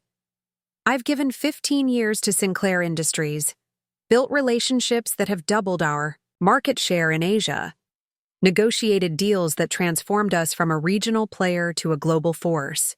Remember that when my wife starts dismantling everything I've built. With that parting shot, he strode toward the door, Martin Richards hurrying to keep up. Eleanor rose more slowly, her rigid posture betraying her distress despite her perfectly composed expression. The committee will reconvene tomorrow at noon to formalize the transition plan, Harrison announced as Gregory reached the door. Mrs. Sinclair, as acting CEO, your presence will be required. Gregory paused with his hand on the door handle, turning back one last time. Sophia. I met his gaze across the now silent boardroom. You won, he acknowledged bitterly. Congratulations. I hope it was worth destroying our marriage. Before I could respond, he was gone, the door closing firmly behind him. Eleanor lingered a moment longer, her eyes meeting mine in a look that conveyed both disappointment and a reluctant respect. Then she too departed, leaving me alone with the trustees. Well, said Livingston after a moment of awkward silence, that was dramatic. A ripple of nervous laughter broke the tension. The trustees began gathering their materials. The formal meeting clearly concluded despite Harrison's scheduled reconvening. For the next day, Mrs. Sinclair, Montgomery approached me as I collected my portfolio. That was masterfully handled. Jackson would have been proud. Thank you, I replied simply, though the validation from one of Jackson's most trusted advisors meant more than I wanted to admit. As the trustees filed out, offering congratulations or words of support, I remained seated, allowing the reality of what had just occurred to sink in.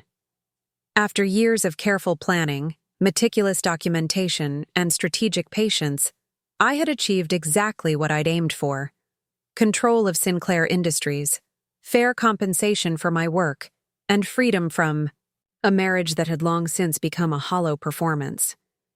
Harrison was the last to leave, pausing beside my chair. What Gregory said at the end, about hoping it was worth destroying your marriage, what would you have told him if he'd stayed to hear your answer? I considered the question carefully. I would have told him that our marriage was destroyed long ago by his choices, not mine. Today was just the formal acknowledgement of what has been true for years. Harrison nodded, satisfied with my response. Get some rest, Sophia. Tomorrow begins a new chapter for Sinclair Industries, and for you, as Carr. The door closed behind him. I remained alone in the vast boardroom, surrounded by the trappings of the corporate power I'd just secured. Outside the floor-to-ceiling windows, Boston's skyline glittered in the darkness, beautiful and remote. I'd won everything I'd planned for, executed my strategy flawlessly. Yet as I sat in the victory I'd orchestrated, I found myself thinking, not of the future I'd secured, but of the past I was leaving behind. The early years with Gregory, when I'd genuinely believed in our partnership. The quiet moments with Jackson, planning the company's future over late-night whiskey and financial reports. Even the formal family dinners with Eleanor, where approval was measured in slight nods and subtle acknowledgments. My phone vibrated with an incoming text, breaking my reverie. I expected it to be from Gregory or perhaps Harrison with some logistical detail for tomorrow's meeting. Instead, it was from Amber. He told me everything. Said you orchestrated his downfall. You must hate me. I stared at the message, considering how to respond. This young woman who had unwittingly played a crucial role in my carefully designed endgame, the mistress who thought she was dealing a devastating blow by announcing her pregnancy, never realizing she was actually giving me the perfect catalyst for my long-planned exit strategy. After a moment's reflection, I typed, I don't hate you, Amber. You've simply been caught in the same web of Gregory's making that I escaped from. For what it's worth, I hope you find happiness. Just don't expect it from him. I sent the message, then added a postscript, P.S. The trust provides for all Sinclair descendants, regardless of circumstances. Your child will be taken care of. Contact Harrison Wells to arrange the details. It was the least I could do for the woman who, however unintentionally, had helped me achieve my freedom. And it was what Jackson would have wanted. Care for the innocent, regardless of the circumstances. Rising from my chair, I gathered my belongings and headed for the elevator. Tomorrow would bring new challenges, a board to reassure, executives to manage, a company to lead. Tonight called for reflection, for acknowledgement of the turning point I'd just navigated successfully after years of preparation. As the elevator descended, I caught a glimpse of my reflection in its polished doors, poised, composed, victorious.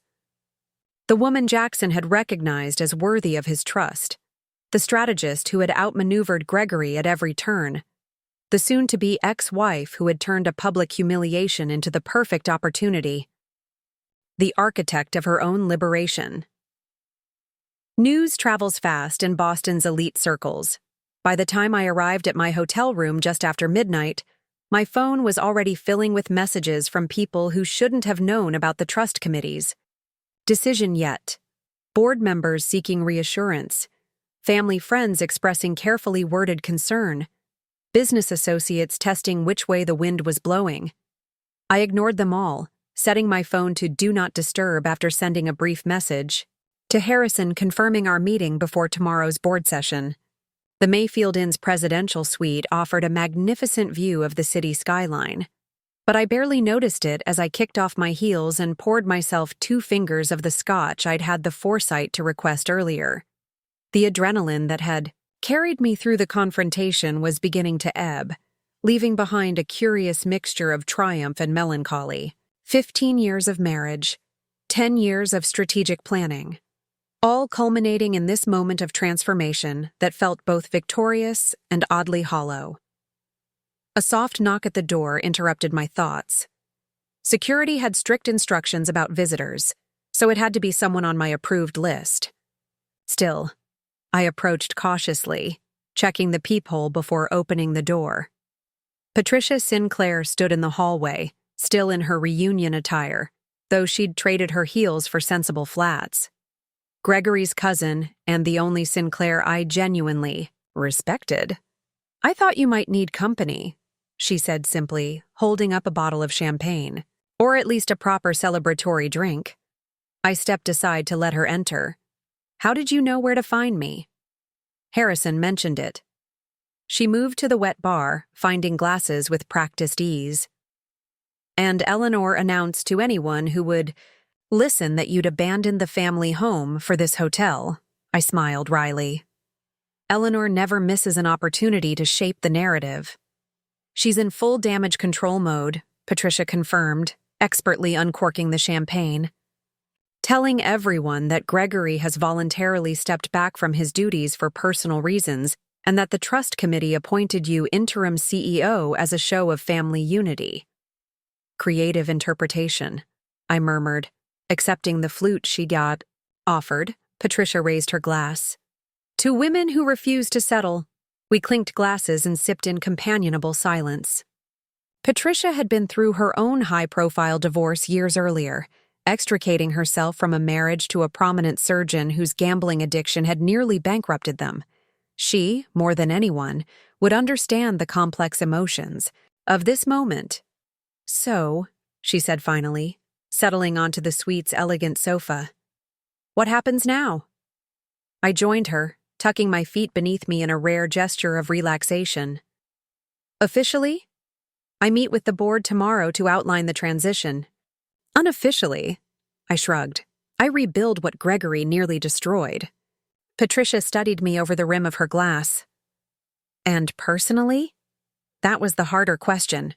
For so long, my identity had been entangled with the Sinclair name, with managing the trust, with the strategic long game I'd been playing. Now that game was won, and I faced the prospect of redefining myself.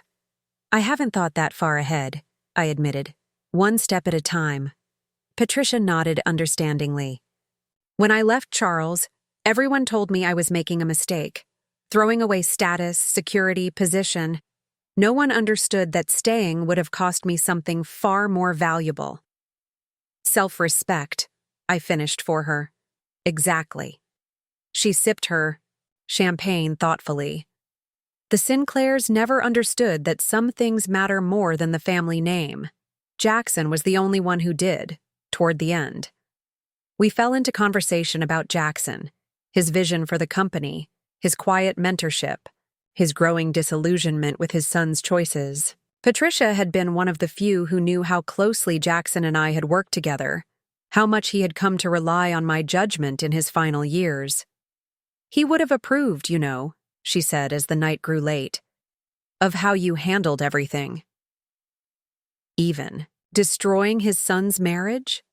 Patricia's laugh was gentle, but knowing. "Gregory destroyed his own marriage, several times over. You just finally stopped pretending it could be saved." After she left, I stood by the window, watching the city lights and contemplating the day ahead. The board meeting would be challenging. Gregory had allies there, people who owed their positions to his patronage. But I had prepared for this. 2, compiled dossiers on each board member, understood their vulnerabilities and motivations. By the time I finally went to bed, I had formulated a clear strategy for tomorrow's revelation to the wider corporate world. The chess pieces were still in motion, but the endgame was now in sight. Morning arrived with military precision. At 5:30 a.m., my alarm chimed once before I silenced it, already awake and reviewing mental notes. By 6, I was dressed in a precisely chosen outfit, a steel gray Armani suit, crisp white blouse, and subtle pearl earrings that had been a gift from Jackson on my 10th anniversary with the company. Professional, powerful, but not ostentatious. The perfect visual statement for the day ahead. Harrison called at 6:15. The news has leaked. Financial Times is running a story that Gregory has stepped down for personal reasons, and you've been appointed interim CEO. Eleanor's narrative, I noted, checking my reflection one final time. Any mention of the pregnancy announcement? Not yet, but it's only a matter of time. Social media is already buzzing with rumors from guests at the reunion. I nodded, though he couldn't see me. As expected. Is the board still meeting at 9?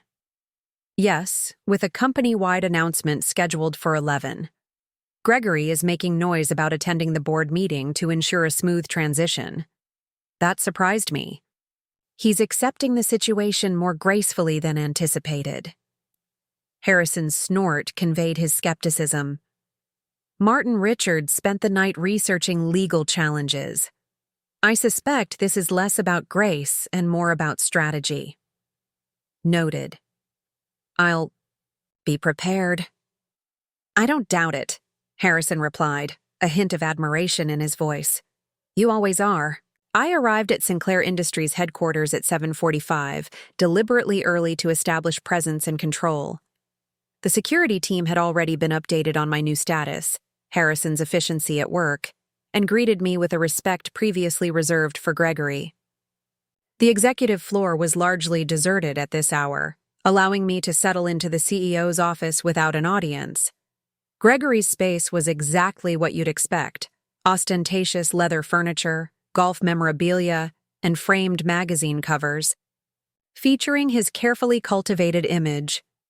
The desk was positioned to maximize intimidation, with visitor chairs deliberately lower than his imposing throne-like seat. Classic power dynamics that revealed more about his insecurities than his strength. The first order of business was purely symbolic but important. I moved the desk away from the window and repositioned the visitor chairs to create a more collaborative arrangement.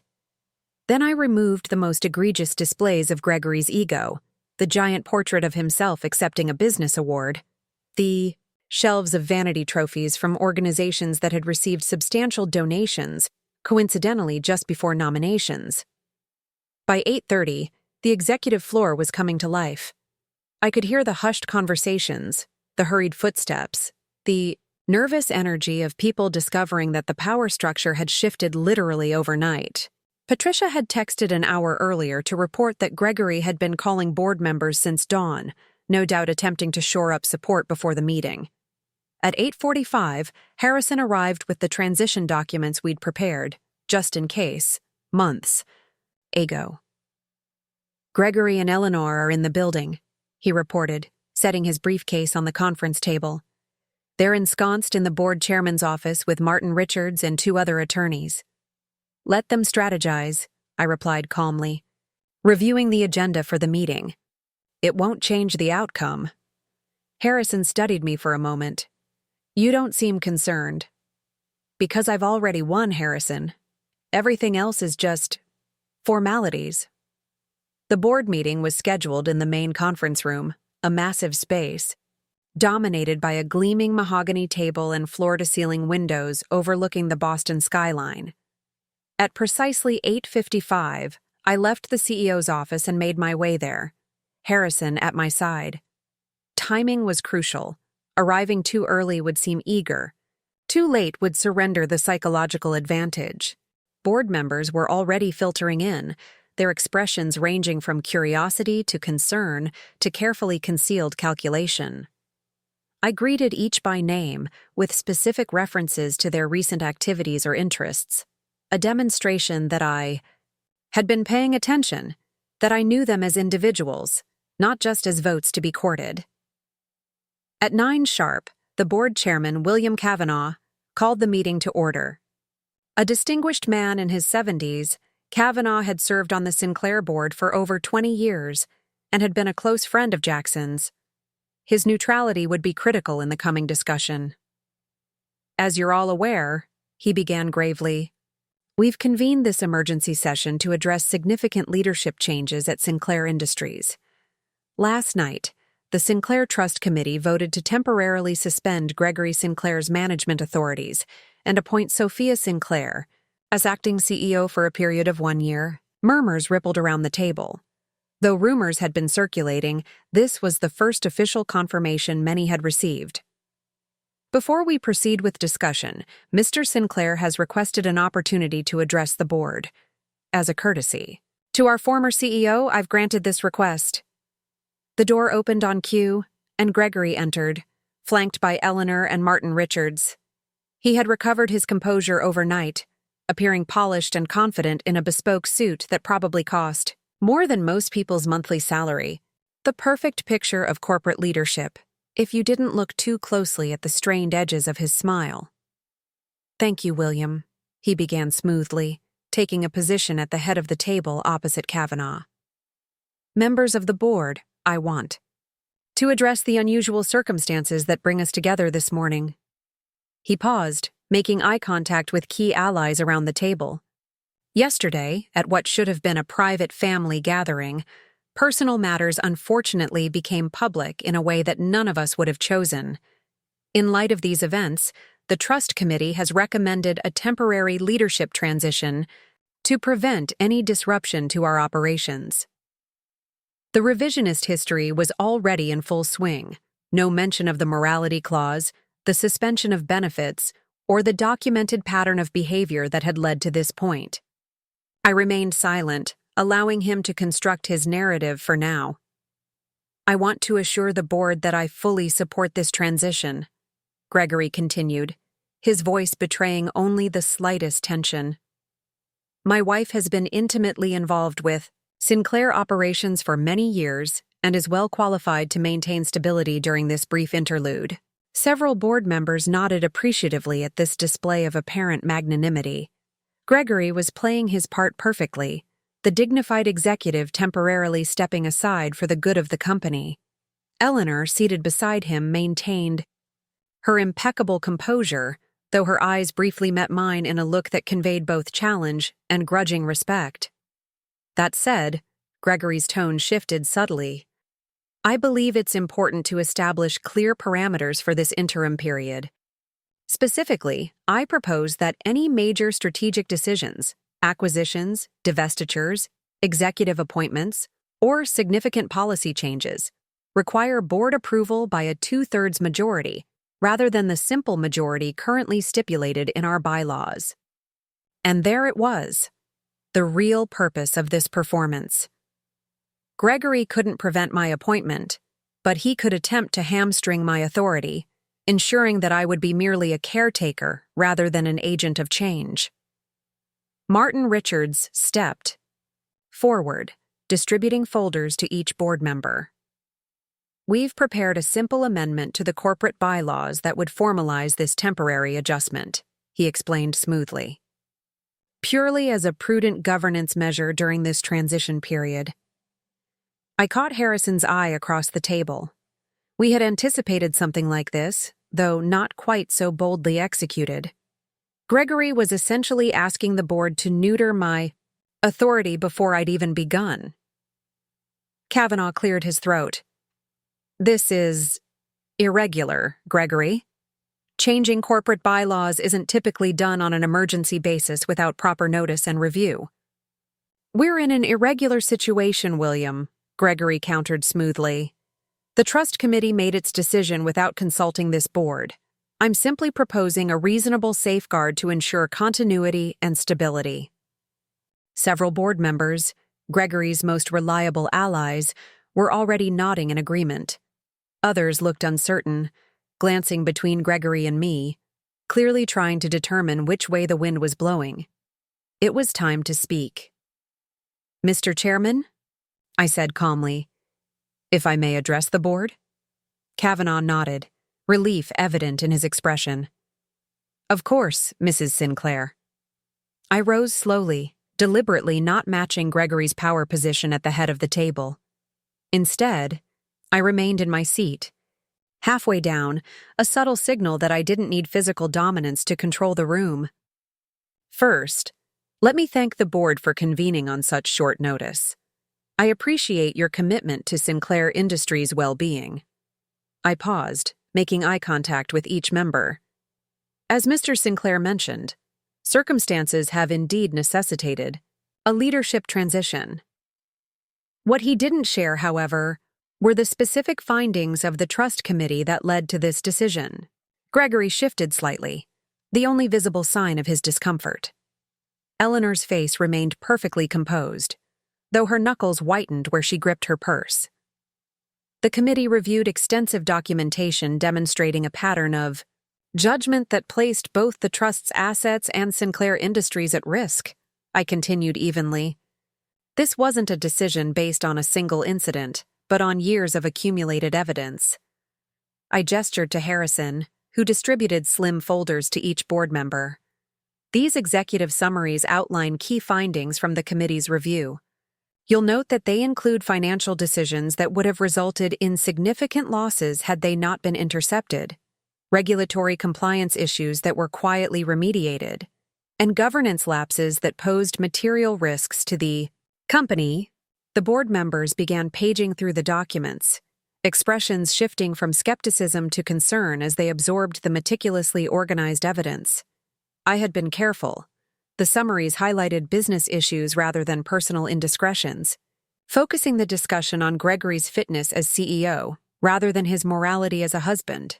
In light of these findings, I continued, the committee determined that a temporary suspension of Mr. Sinclair's management authority was necessary to protect both the trust and the company.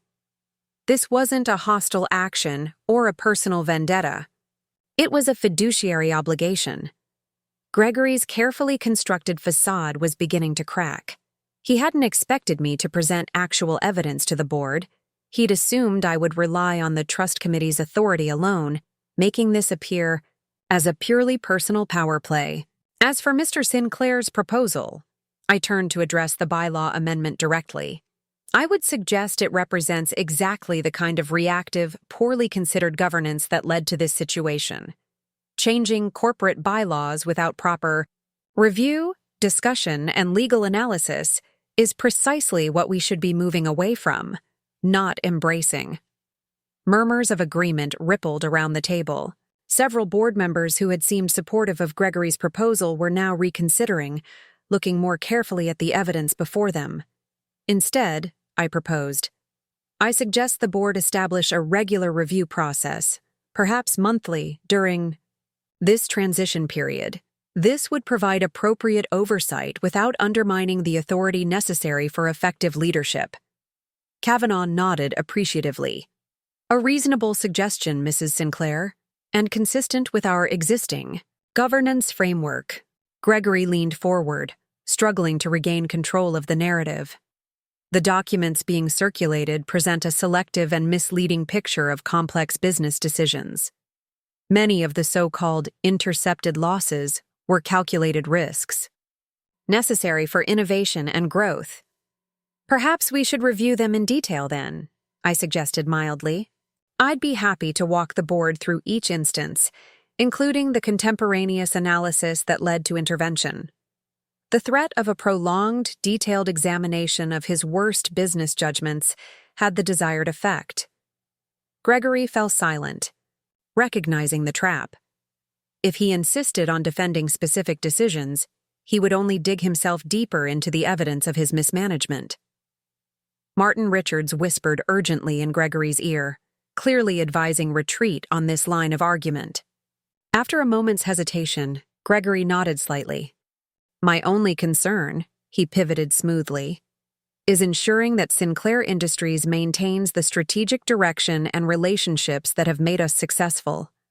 Major changes during this temporary period could disrupt carefully cultivated client partnerships and industry positioning. It was a more subtle approach, appealing to the board's natural conservatism and fear of disruption. But I had anticipated this too.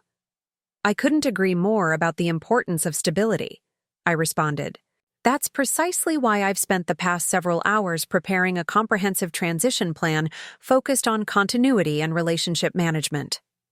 I nodded to Harrison, who distributed another set of documents. The transition plan we had meticulously prepared months ago, updated overnight to reflect current circumstances.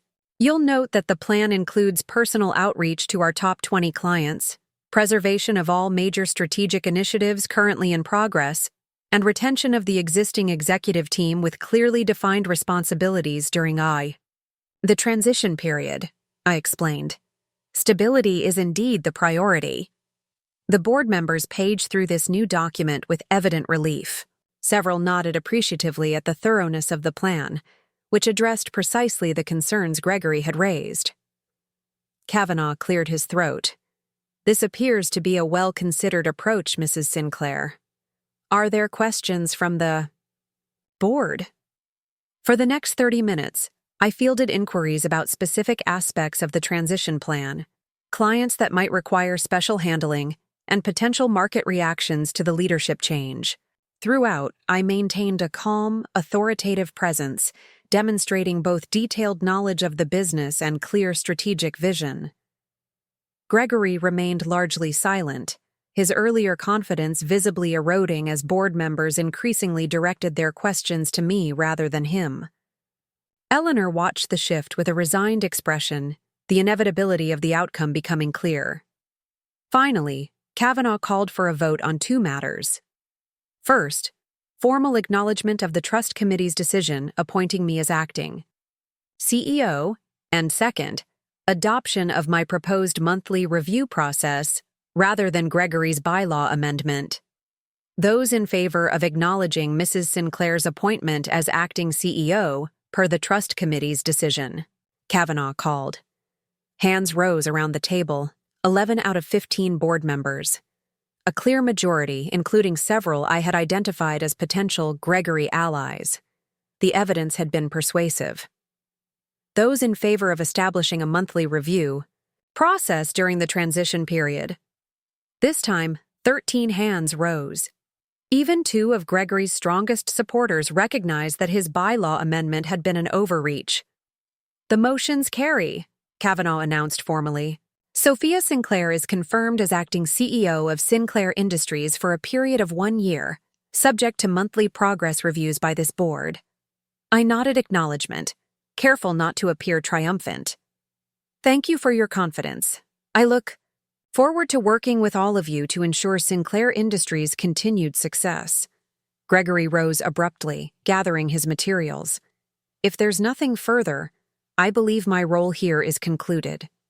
Actually, I interrupted gently, as outlined. In the transition plan, I would value your assistance with key client transitions over the next 2 weeks. Your relationships are important assets to the company.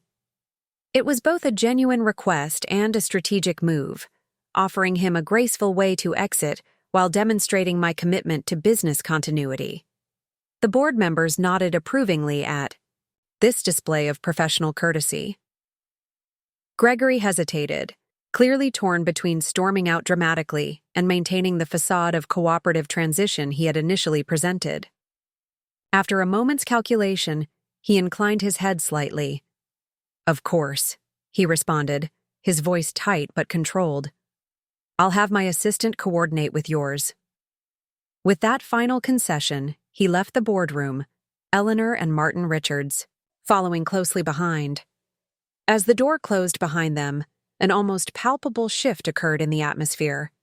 Board members sitting straighter, speaking more freely, the tension giving way to focused attention on the work ahead. Well handled, Mrs. Sinclair, Kavanaugh murmured as we moved to the next agenda item. Jackson would have been proud.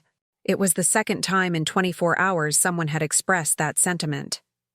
As I guided the board through the details of the transition plan, I allowed myself to imagine Jackson's reaction.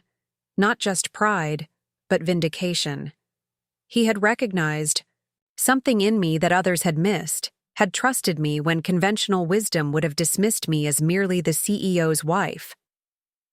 Now, in a reversal none could have predicted, I sat in his son's chair, entrusted with the company that had been his life's work.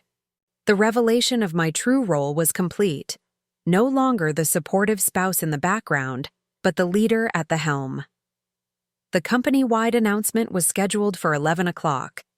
As the board meeting concluded, I prepared to address the employees who would be hearing, many for the first time, that their CEO had been replaced overnight by his wife. The revelation was about to expand beyond the boardroom to the entire corporate world. The hour between the board meeting and the company-wide announcement passed in a blur of focused activity. My executive assistant, Claire, technically Gregory's assistant until this morning, efficiently reorganized my schedule, postponing less urgent meetings and prioritizing key stakeholder calls. She'd adapted to the change with remarkable professionalism, though I caught the occasional wide-eyed glance when she thought I wasn't looking. "The auditorium is prepared, Mrs. Sinclair," she reported, tablet in hand. "Security estimates approximately 400 employees in attendance, with the remainder watching via live stream from satellite offices." I nodded, reviewing my speaking notes one final time. "And the press release?" "Approved by legal and ready to distribute at 11:30, immediately following your announcement." She hesitated briefly. "Mr. Sinclair's personal items from the CEO office, have them packed and delivered?" "To his home," I instructed, "professionally and discreetly."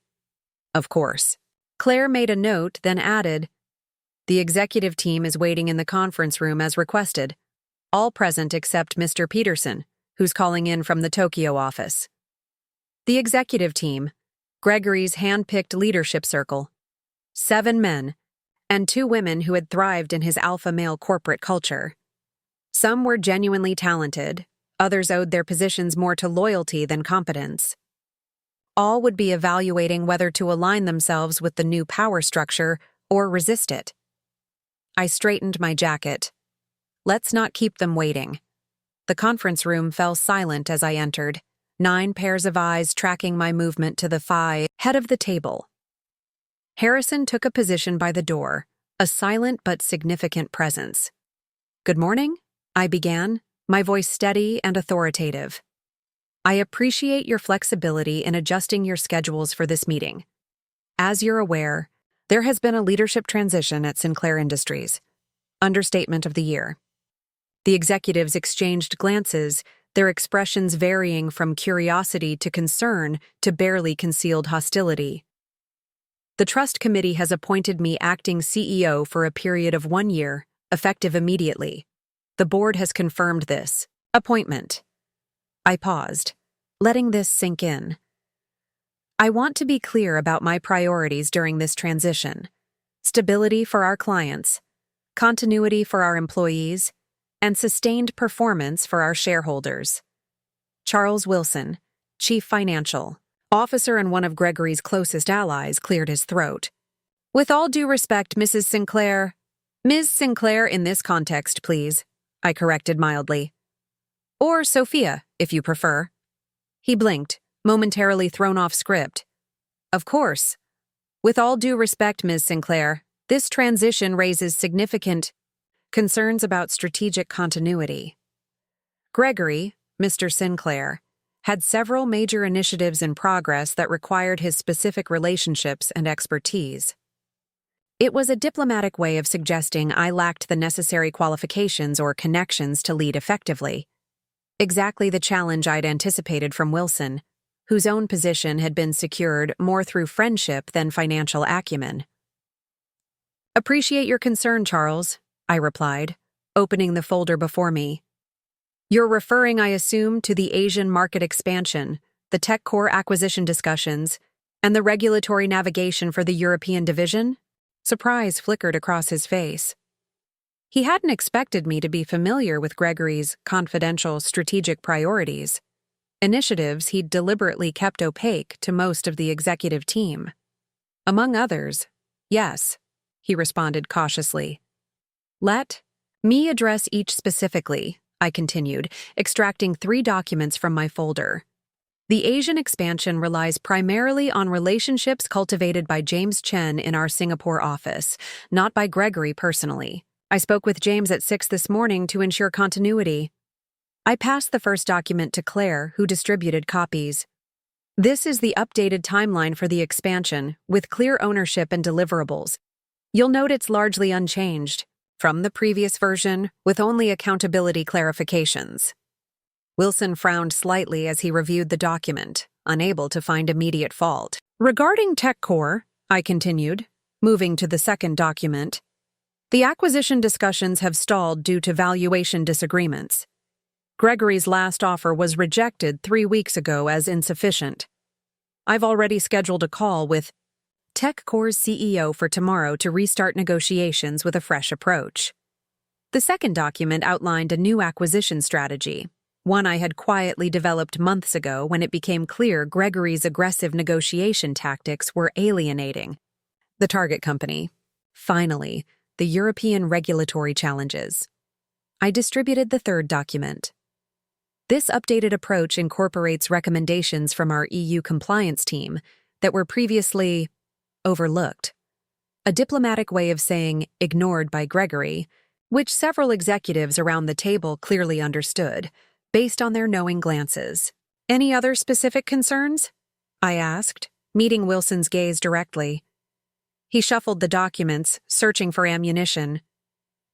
These appear comprehensive, but they've been prepared very quickly. I'm concerned about hasty changes to established strategy. Nothing hasty about them, Charles. I allowed a small smile. I've been tracking these initiatives closely for months as part of my trust oversight responsibilities. These plans represent careful consideration, not reaction. Before Wilson could respond, Jennifer Reyes, our chief technology officer and one of the few executives I genuinely respected, spoke up. Your approach to the TechCore acquisition is actually addressing concerns my team raised in March. We were told our feedback was noted but not actionable. A subtle but significant show of support from a key player. The dynamics in the room shifted slightly as executives began to recalculate alliances and positions. I nodded acknowledgement to Reyes. I value that feedback and would like to incorporate more of your team's technical assessment going forward. Perhaps we could meet tomorrow to discuss integration planning? Of course, she agreed readily. For the next 20 minutes, I addressed specific questions about transition plans, reporting structures, and immediate priorities. With each response, I demonstrated detailed knowledge of operations that most had assumed I couldn't possess, the benefit of years observing from what they had mistakenly considered the sidelines. As the meeting concluded, I made one final point. I understand this transition is unexpected and potentially concerning. I'm not asking for blind loyalty, but for professional commitment to Sinclair Industries' success. Judge me by results, not preconceptions. I stood, signaling the end of SAO. The meeting. The company announcement begins in 15 minutes. I expect the executive team to present a unified front, regardless of private reservations. Questions about the transition should be directed to me or Harrison, not handled through hallway speculation, thank you. As the executives filed out, I caught snippets of whispered conversation, some skeptical, others cautiously optimistic. Wilson lingered, clearly wanting a private word. Charles, I acknowledged once the room had cleared except for Harrison. This is a mistake, he said bluntly, abandoning diplomatic pretense. Gregory built this company into what it is today. The board will realize that soon enough. I met his gaze steadily. Gregory inherited a successful company built by his father and grandfather. He maintained it reasonably well in some areas and damaged it in others. The financial records speak for themselves. Wilson's expression hardened. My loyalty is to Gregory. I understand, I replied calmly. And I respect personal loyalty. But your fiduciary duty is to Sinclair Industries, not to Gregory Sinclair. I suggest you consider that distinction carefully in the coming days. The implied choice was clear. Adapt to the new reality or follow Gregory out the door. Wilson understood perfectly, his jaw tightening as he turned to leave without another word. Harrison approached once the door closed. You'll have to replace him. He'll undermine you at every opportunity. Almost certainly, I agreed. But firing the CFO on my first day would create unnecessary instability. Better to give him enough rope to hang himself while I identify a suitable replacement. Harrison nodded appreciatively. Strategic patience, a quality Gregory never mastered. Speaking of Gregory, I checked my watch. Has he left the building? Departed 10 minutes ago, Harrison confirmed. Eleanor with him. According to security, he told the guards to enjoy working for the Ice Queen. I smiled slightly. More restrained than I expected, Claire knocked briefly before entering. 5 minutes until the announcement, Ms. Sinclair. The auditorium is at capacity. I gathered my notes and straightened my jacket once more. Time to make it official. The walk to the auditorium felt symbolic, the first time employees would see me not as Gregory's wife attending a company function, but as their CEO. Heads turned as I passed, conversations pausing mid-sentence, eyes following with undisguised curiosity. I maintained a composed, confident expression, acknowledging people with slight nods but not stopping to engage. Harrison and Claire flanked me as I approached the auditorium's side entrance. Through the door, I could hear the murmur of hundreds of voices, the collective sound of speculation and uncertainty. Ready? Harrison asked quietly. I took a measured breath. Absolutely. The noise diminished as I walked onto the stage, though it didn't quite cease. A persistent undercurrent of whispers as employees nudged each other, pointing discreetly. William Kavanaugh was already at the podium, his distinguished presence lending gravity to the occasion. Thank you all for assembling on such short notice, he began formally. As chairman of the board, it's my responsibility to inform you of significant leadership changes at Sinclair Industries. The whispers faded as employees leaned forward, attention focused on Kavanaugh's measured words. Effective immediately, Gregory Sinclair has stepped down as Chief Executive Officer. The Sinclair Trust Committee has appointed Sophia Sinclair as acting CEO for a period of 1 year. This morning, the Board of Directors unanimously confirmed this appointment. Not quite unanimous, but close enough for public messaging. The ripple of reaction through the audience was almost physically visible. Surprise, confusion, speculation sweeping through the rows like a wave. Ms. Sinclair brings extensive financial and strategic experience to this role, having worked closely with Sinclair Industries operations for many years. The board has full confidence in her leadership during this transition period. Kavanaugh turned slightly. Ms. Sinclair? As I approached the podium, I was acutely aware of the scrutiny from hundreds of employees who knew me primarily as Gregory's wife at company events. The challenge was clear in their expressions. Prove you belong here. Prove this isn't just nepotism or corporate politics. Thank you, William, I began, my voice calm and measured. I recognize that this announcement comes as a surprise to many of you. Change, especially unexpected change, can create uncertainty and concern. I paused, making eye contact with various sections of the audience. Let me address those concerns directly. First, this transition will not disrupt our core business, operations, or strategic direction. All existing projects continue as planned, all client commitments remain in place, and all organizational structures stay intact for the immediate future. Tension visibly eased in some quarters. The frontline employees whose daily work would be unaffected by executive changes. Second, I am not an outsider to Sinclair Industries. While my previous role has been less visible, I have worked alongside Jackson and Gregory Sinclair for 15 years, focusing particularly on financial, strategy, and investment decisions. I deliberately mentioned Jackson. Many long-term employees still revered his memory and leadership style. Associating myself with his legacy rather than exclusively with Gregory's created a subtle but important distinction. Third, I believe in transparency and merit. In the coming weeks, I will be meeting with department heads to better understand your work, your challenges, and your ideas. My door is open to those with the vision and commitment to help Sinclair Industries thrive. This elicited the first positive response, slight nods, a few employees sitting straighter in their seats. The promise of being heard resonated, suggesting that Gregory's management style had perhaps been more closed than I'd realized. Finally, I want to acknowledge Gregory Sinclair's years of service to this company. During his tenure, Sinclair Industries expanded its global footprint and navigated significant market challenges. We thank him for his contributions. Brief but respectful, the appropriate public acknowledgement without excessive praise that would ring false to those who knew the circumstances.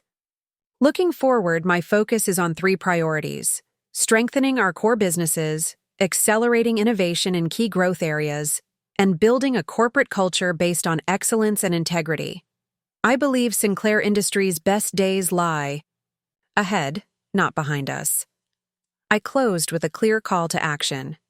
I ask not for your immediate trust, that must be earned, but for your continued commitment to the work that has made Sinclair Industries a leader in our field. Judge this transition by results, not rumors. Thank you. The applause that followed was tentative at first, then more confident, not enthusiastic, but respectful. As I stepped away from the podium, Kavanaugh returned to handle questions. Most were practical concerns about day-to-day operations, which Kavanaugh addressed with practiced ease. Then came the inevitable personal question from the middle of the auditorium. Is this leadership change related to rumors about Mr. Sinclair's personal life that have been circulating since the weekend? Kavanaugh frowned slightly at the directness, but before he could deflect, I stepped forward again. Sinclair Industries separates personal and professional matters, I stated firmly. This transition reflects strategic decisions by the Trust Committee and Board of Directors focused on the company's long-term interests. We don't comment on personal matters, and I expect all employees to maintain the same professional standards. The questioner subsided, though I could see from the expressions around the room that the rumors had indeed been circulating widely. The pregnancy announcement at the family reunion had already leaked, as expected in this age of instant communication. By addressing it directly but professionally, I aimed to acknowledge the elephant in the room without feeding the gossip mill. After a few more questions, Kavanaugh concluded the session. The executive team will be communicating detailed transition plans to each department today. Please direct specific questions to your managers. Thank you for your attention and continued dedication to Sinclair Industries. As we left the stage, Claire approached with my updated schedule. Your first media interview is in 30 minutes. Forbes wants a statement about the transition. The executive team has requested another meeting at 2, and the Tokyo office needs a call before their end of day. I nodded, scanning the schedule. Add a meeting with Jennifer Reyes before the executive team. I want to discuss the technical integration plans for TechCore while they're fresh in my mind. Already done, Claire confirmed efficiently. And Ms. Patricia Sinclair called. She said to tell you the lioness has left the den, and you'd understand what that means. I suppressed a smile. Patricia's coded message meant Eleanor had departed the Sinclair estate, presumably to join Gregory at their Manhattan apartment. The den would be temporarily clear of its most formidable occupant. Thank you, Claire. Please ask Harrison to join us for the Forbes interview. As we walked back toward the executive floor, I observed the shifting dynamics around me. Employees who had barely acknowledged me at company events now straightened as I passed, offering respectful nods or tentative smiles. Senior managers who had previously relegated me to spouse status at corporate functions now approached with congratulations and assurances of support. Human nature at its most predictable, power recognized, allegiances adjusting to a new reality. I accepted their professional courtesy without illusion, knowing these same individuals had likely been Gregory's devoted supporters until this morning. Tucker. Remainder of the day passed in a whirlwind of activity. Media statements carefully crafted to emphasize continuity and strategic focus, client calls to reassure key accounts, and detailed reviews of ongoing projects. By 6 o'clock, I had established clear command of Sinclair Industries operations, from financial positions to strategic initiatives to personnel concerns. As the office gradually emptied for the evening, I found myself alone in the CEO's office, my office now, contemplating the physical space that symbolized my transformation from behind-the-scenes strategist to public leader. The views of Boston Harbor from the floor-to-ceiling windows were spectacular, the city lighting up as dusk approached.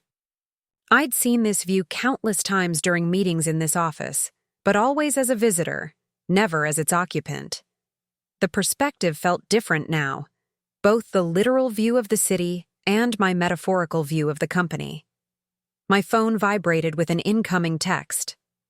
Not Gregory, as I half expected, but Amber. He's drinking and raging at his club, talking about lawsuits and revenge. Should I be worried? An interesting development. Amber seeking my counsel rather than blindly supporting Gregory. Perhaps she was finally seeing the man behind the mask. I considered my response carefully, then typed, "His threats are predictable but largely empty. The trust's legal provisions are airtight. Take care of yourself and your child. That's what matters now."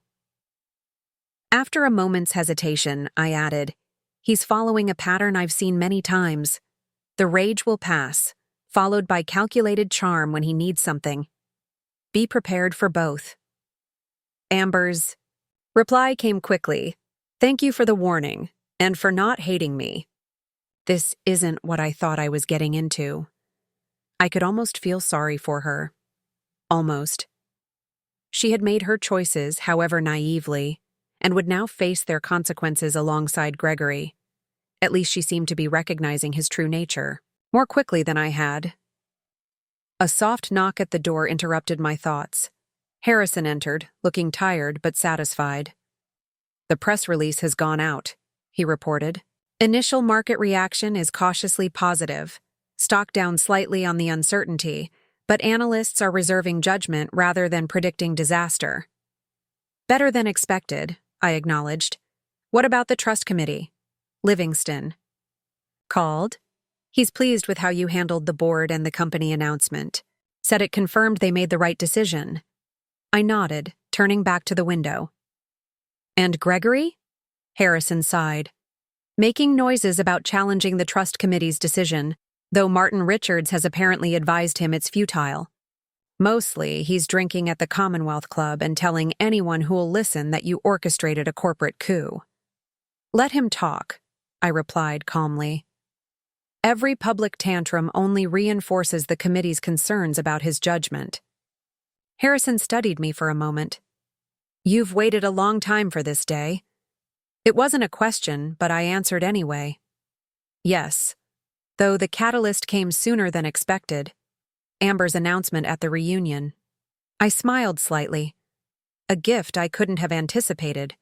The perfect public demonstration of exactly the behavior pattern I'd been documenting privately. "And now?" Harrison asked, gesturing to encompass the CEO's office, the company beyond, the new reality we'd created. "Now I do what Jackson asked." "Of me?" I replied simply. "Lead Sinclair Industries according to his vision, not Gregory's. Build something worthy of his trust in me." Harrison nodded, understanding the deeper motivation that had driven me all these years. Not just escaping a hollow marriage or claiming fair compensation, but fulfilling a promise to the man who had seen potential in me when others saw only a suitable wife for his son. "You should get some rest," he suggested. "Tomorrow will be another challenging day." "I will," I assured him. "Just a few more things to review first." After Harrison left, I returned to my desk, another symbolic shift, sitting in the chair that had been Gregory's domain for 15 years. The leather still held, the impression of his larger frame, a physical reminder of the transition underway. My phone vibrated again, an email notification from an unexpected source. "Eleanor Sinclair, Subject line simply, a word. Intrigued, I opened it immediately. Sophia, while I cannot approve of how this situation has unfolded, I find myself respecting your strategic acumen. You outmaneuvered Gregory completely, something I would have considered impossible only days ago. Jackson always said you had exceptional abilities. I dismissed his assessment as infatuation with his son's attractive young wife. It seems the error was mine. Gregory will not accept this defeat gracefully. He never has. Be prepared for continued attempts to undermine you, both professionally and personally. He inherited his grandfather's determination, if not his wisdom. As for myself, I will be focusing on family matters and charitable work, away from corporate politics. The Sinclair name still means something to me, even if others have tarnished it. Eleanor. I read the message twice, appreciating its layered meaning.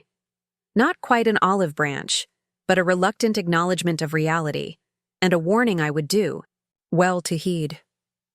Eleanor knew her son better than anyone, understood his capacity for vindictiveness when his pride was wounded. Another notification appeared, the evening financial news reporting on the surprise leadership change at Sinclair Industries. The headline was neutral. Trust Committee appoints Sophia Sinclair, acting CEO following husband's departure. The aftermath was spreading beyond our immediate circles now, rippling through the business community, becoming part of the public narrative. By morning, it would be in every major business publication, analyzed and speculated upon by people who knew nothing of the true story behind the headlines. I closed my laptop and gathered my things, ready to leave the office that was now legitimately mine. The security team nodded respectfully as I passed, alerted to the new power structure. "Good evening, Ms. Sinclair," the head of security said formally. "Your car is waiting." "Thank you, David," I replied, pleasantly surprised that he knew my name. "Have you increased monitoring as we discussed with Harrison?" He nodded, professional and efficient. "Full coverage of all access points and additional cybersecurity protocols activated. Nothing gets in or out without proper authorization." "Excellent. Good night." The black Lincoln waited at the private executive entrance, driver standing at attention beside the open door. Another trapping of power that had belonged to Gregory until this morning. As the car pulled away from Sinclair headquarters, I allowed myself a moment of reflection on the day's events. The initial aftermath had been managed successfully, the transition executed with precision, the foundation laid for what would come next. Gregory's voice echoed in my memory from the Trust Committee meeting. "You planned this from the beginning." Not from the beginning, no. But from the moment I realized what our marriage had truly become, what kind of man I had bound myself to, I had indeed planned meticulously for this outcome. The aftermath was just beginning. Gregory would regroup, strategize, attempt to reclaim what he saw as rightfully his. But I had anticipated his every move thus far and would continue to do so. The chess game wasn't over, but I had captured his queen and put his king in check. My phone buzzed with a final message for the day. Harrison confirming tomorrow's schedule. The work continued, the company moved forward, and I with it. No longer in the shadows, no longer underestimated. The aftermath of revelation had transformed me from Gregory Sinclair's wife to Sophia Sinclair, CEO. And this was only the beginning. 6 months later, the Boston winter had given way to spring, cherry blossoms dotting the public garden visible from my office window. 6 months since the family reunion where Amber's pregnancy announcement had set everything in motion.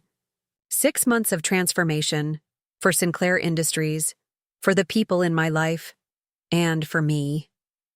I stood at the window, coffee in hand, watching the early morning light play across the harbor. In minutes, I would chair the quarterly board meeting, presenting financial results that exceeded even my ambitious projections.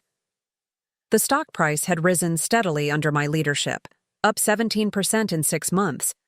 Vindication in the language Wall Street understood best. The board members are arriving, Claire announced from the doorway. They're gathering in the main conference room. Thank you, I replied, setting down my coffee cup. And the trust committee review materials? Harrison distributed them last night. All metrics aligned with your strategic objectives. I nodded, gathering my tablet and presentation materials.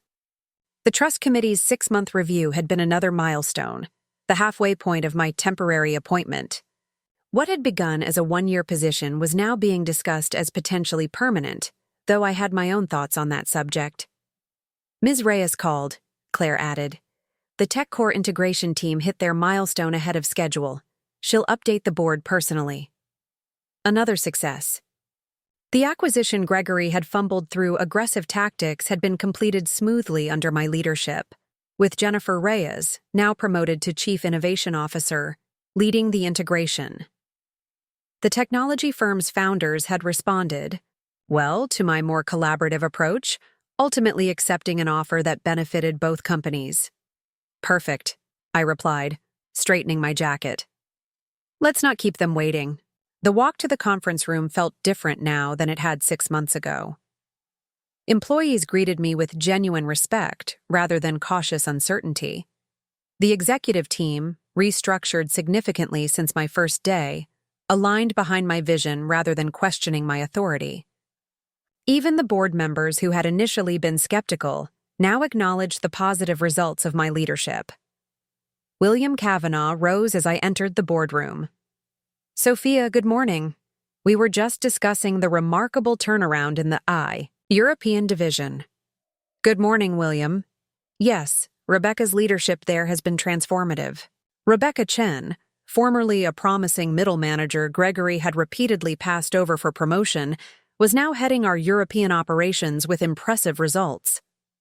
As the remaining board members arrived, I observed the subtle shifts in dynamics since that first contentious meeting 6 months ago. Gregory's strongest allies had either adapted to the new reality or been replaced through natural attrition. Charles Wilson had resigned as CFO after 3 months, unwilling to operate under my leadership style that demanded greater transparency and accountability. Harrison arrived last, nodding slightly to indicate all preparations were complete. I called the meeting to order precisely on schedule. Good morning, everyone. Today marks our second quarterly review under the new leadership structure. I'm pleased to report that all key performance indicators are trending positively, with several significantly exceeding targets. For the next 30 minutes, I presented detailed results across all business units: revenue growth, profit margins, customer acquisition, employee retention, and market share. The numbers told a compelling story of a company not just recovering from a leadership disruption, but thriving under new direction. Most notably, I highlighted, our employee engagement scores have improved by 22%. The cultural initiatives we implemented in January are showing measurable impact on both productivity and retention.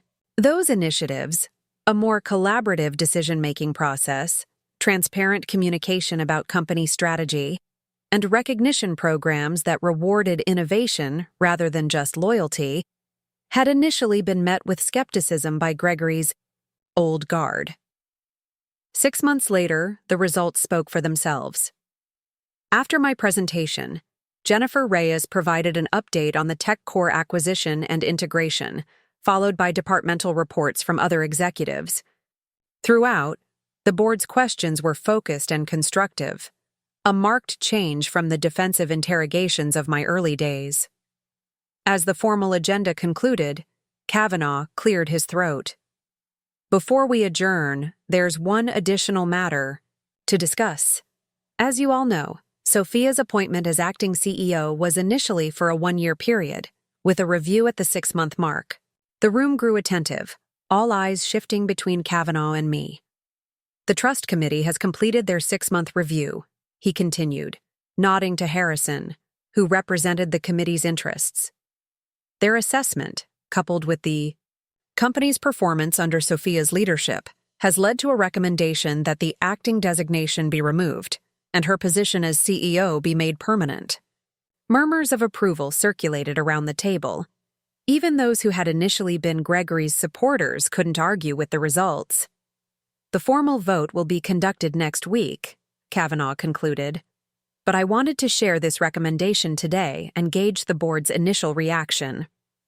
One by one, the board members expressed support for the recommendation.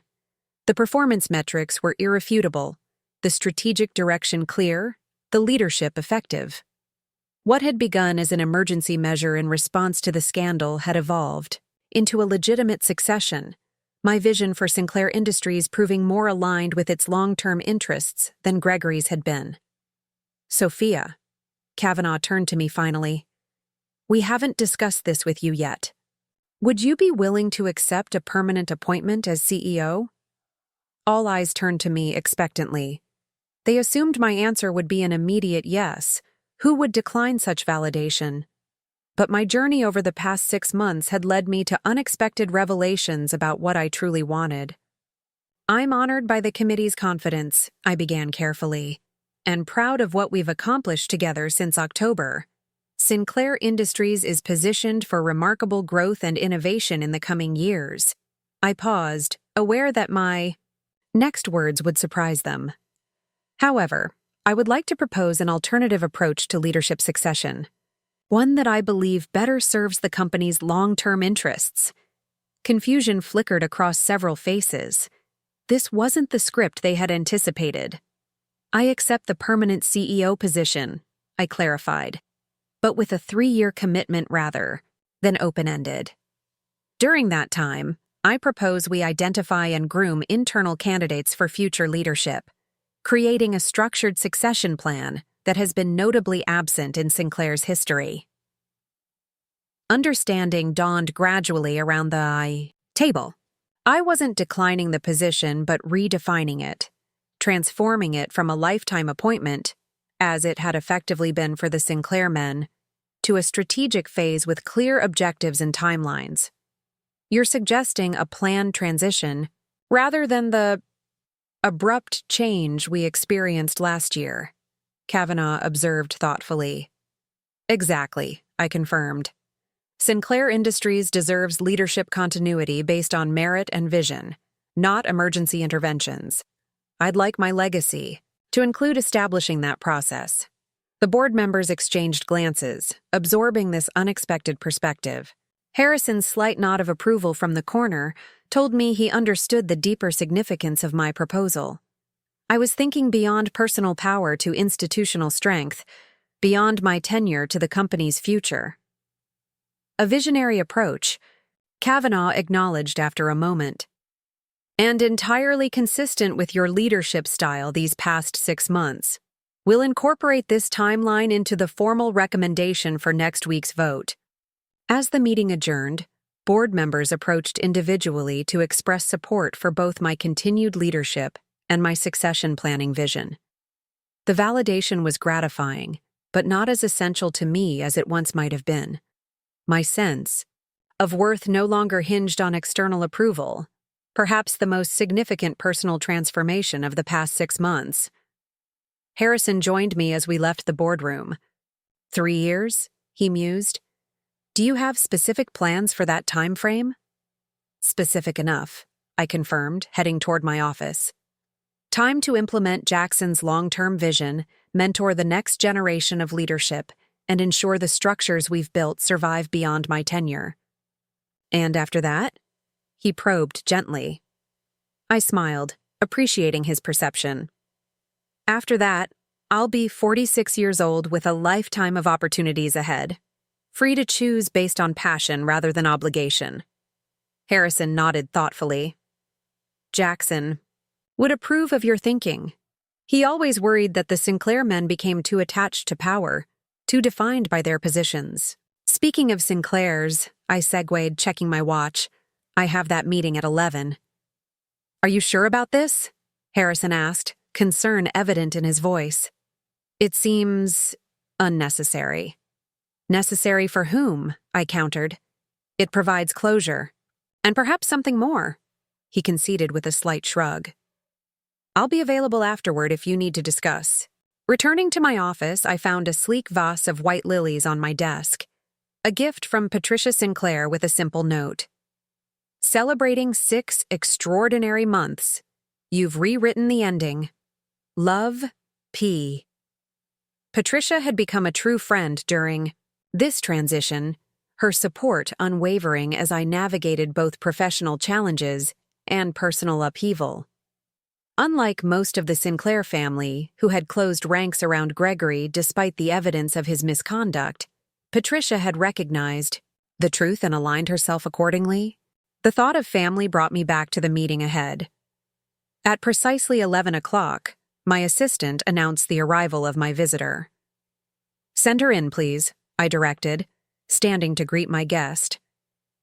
Amber Calloway entered hesitantly, her pregnancy now visibly advanced. 6 months had changed her significantly, the brash confidence replaced by a more grounded maturity, the carefully styled appearance simplified to accommodate her changing body. "Thank you for seeing me," she began, accepting my gesture toward the visitor's chair. "I wasn't sure you would." "Your message suggested it was important," I replied, taking my seat across from her.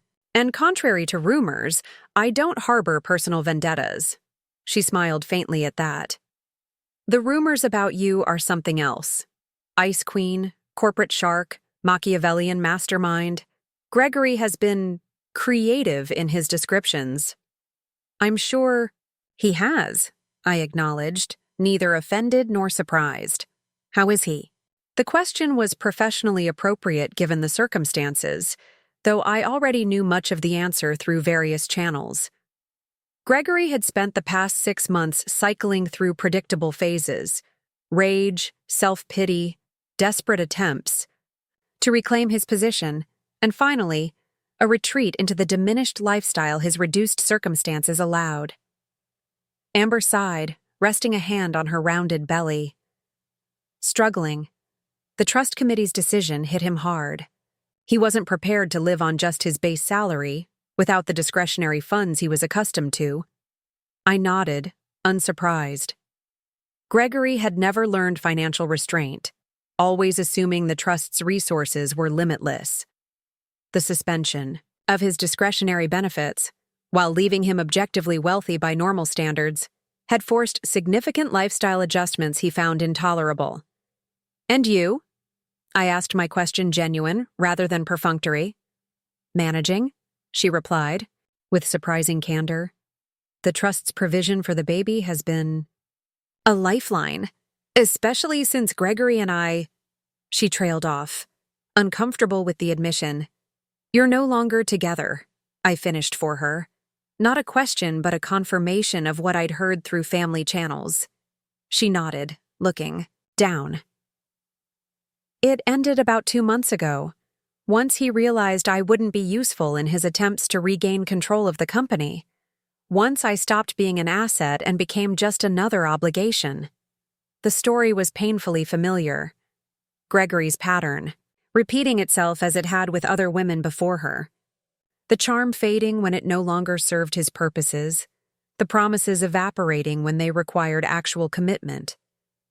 "I'm sorry," I said simply, and meant it. Despite everything, I wouldn't wish that particular pain on anyone. Amber looked up, genuine curiosity in her expression.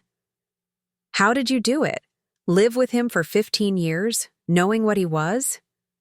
It was a deeply personal question, one I might have deflected 6 months ago. But the journey since October had changed me, freed me to acknowledge truths I had once kept carefully guarded. "I didn't always know," I admitted. "The early years. I believed in us, in what we could build together. By the time I understood who he truly was, I had made commitments to his father that mattered to me. And later, I had a plan that required patience." "The long game," Amber murmured, understanding dawning in her eyes. "You weren't just enduring, you were preparing." "Yes," I acknowledged simply. She shook her head slightly, a mixture of respect and regret in her expression. "I wish I'd understood sooner. about him, about you, about all of it. We see what we're ready to see, I replied, unexpected compassion rising for this young woman who had unwittingly played a crucial role in my liberation. What matters is what you do with the understanding once you have it. Amber straightened, slightly, resolved to replace regret. That's actually why I wanted to meet. I've made a decision about the baby, about our future, and I felt you should hear it directly from me. I waited, allowing her the space to continue at her own pace. Moving back to Chicago next month, she revealed. My parents are there, and I want my child to have family support, stability, a fresh start away from all of this. It was a sound decision, one that showed more maturity than I had initially credited her with.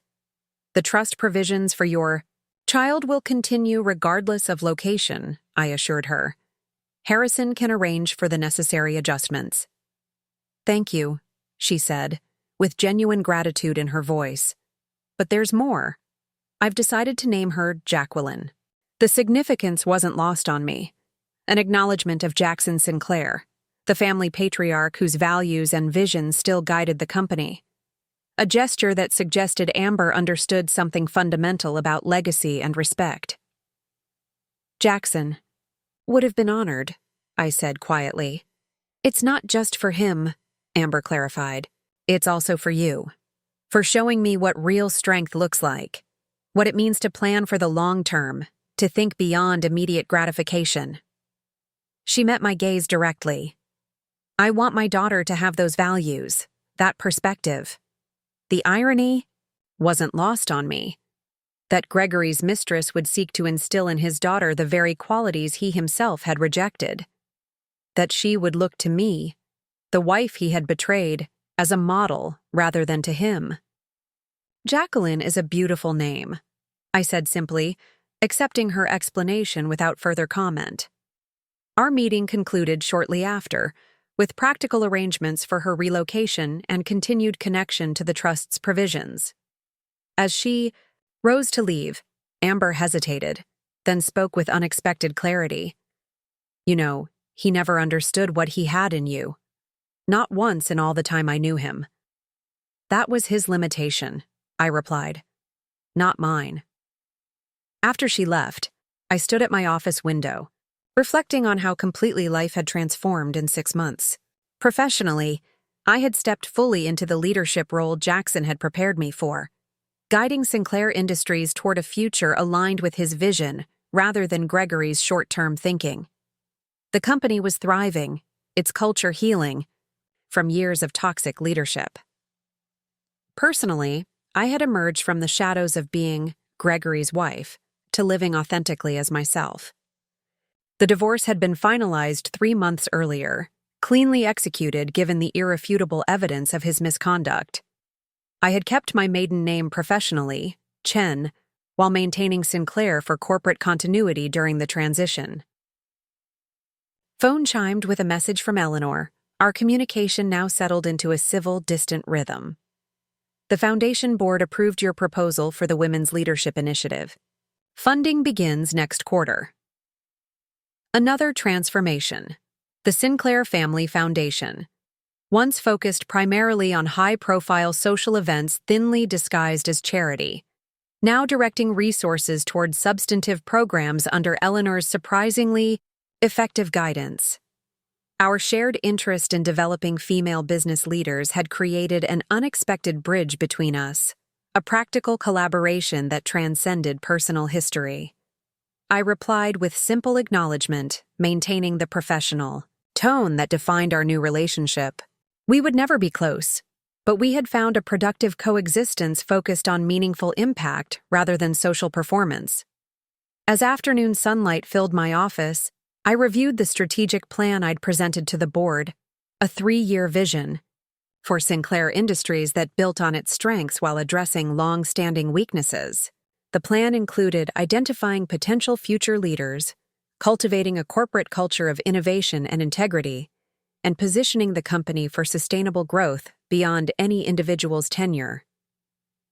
In many ways, It was the culmination of what Jackson had begun teaching me years ago during those late-night strategy sessions, looking beyond quarterly results to generational impact, thinking not just about profit, but about purpose, creating something designed to outlast its creators.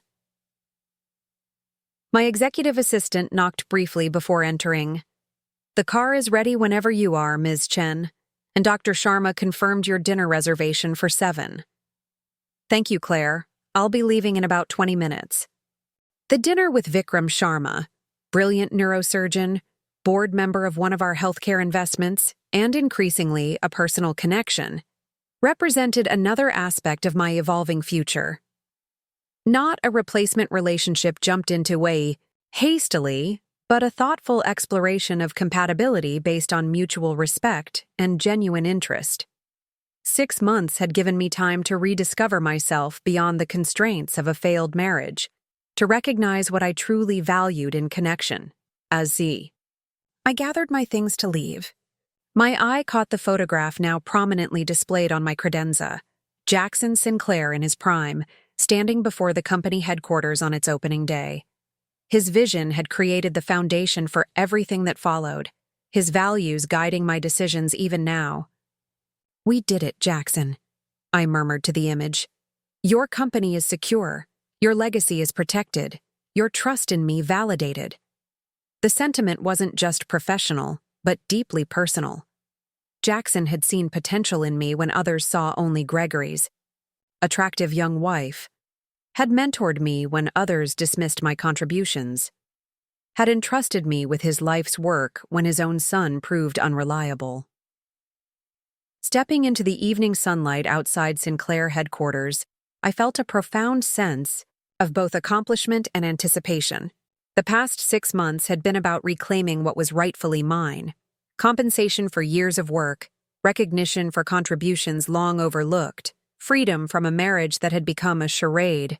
But the next 3 years and beyond would be about creating rather than reclaiming, building something meaningful on the foundation now securely established, mentoring the next generation of leaders who would eventually succeed me, living fully as myself rather than in relation to Gregory or even to Jackson.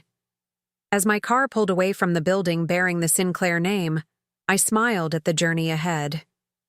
The Mistress's pregnancy announcement had been the catalyst, the beginning, of a chain reaction that transformed everything.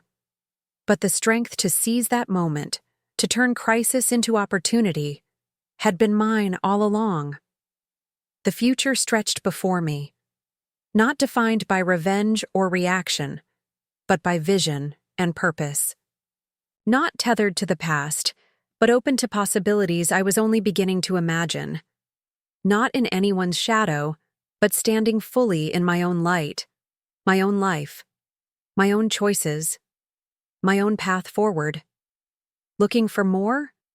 We've got 2 amazing stories ready for you right on screen.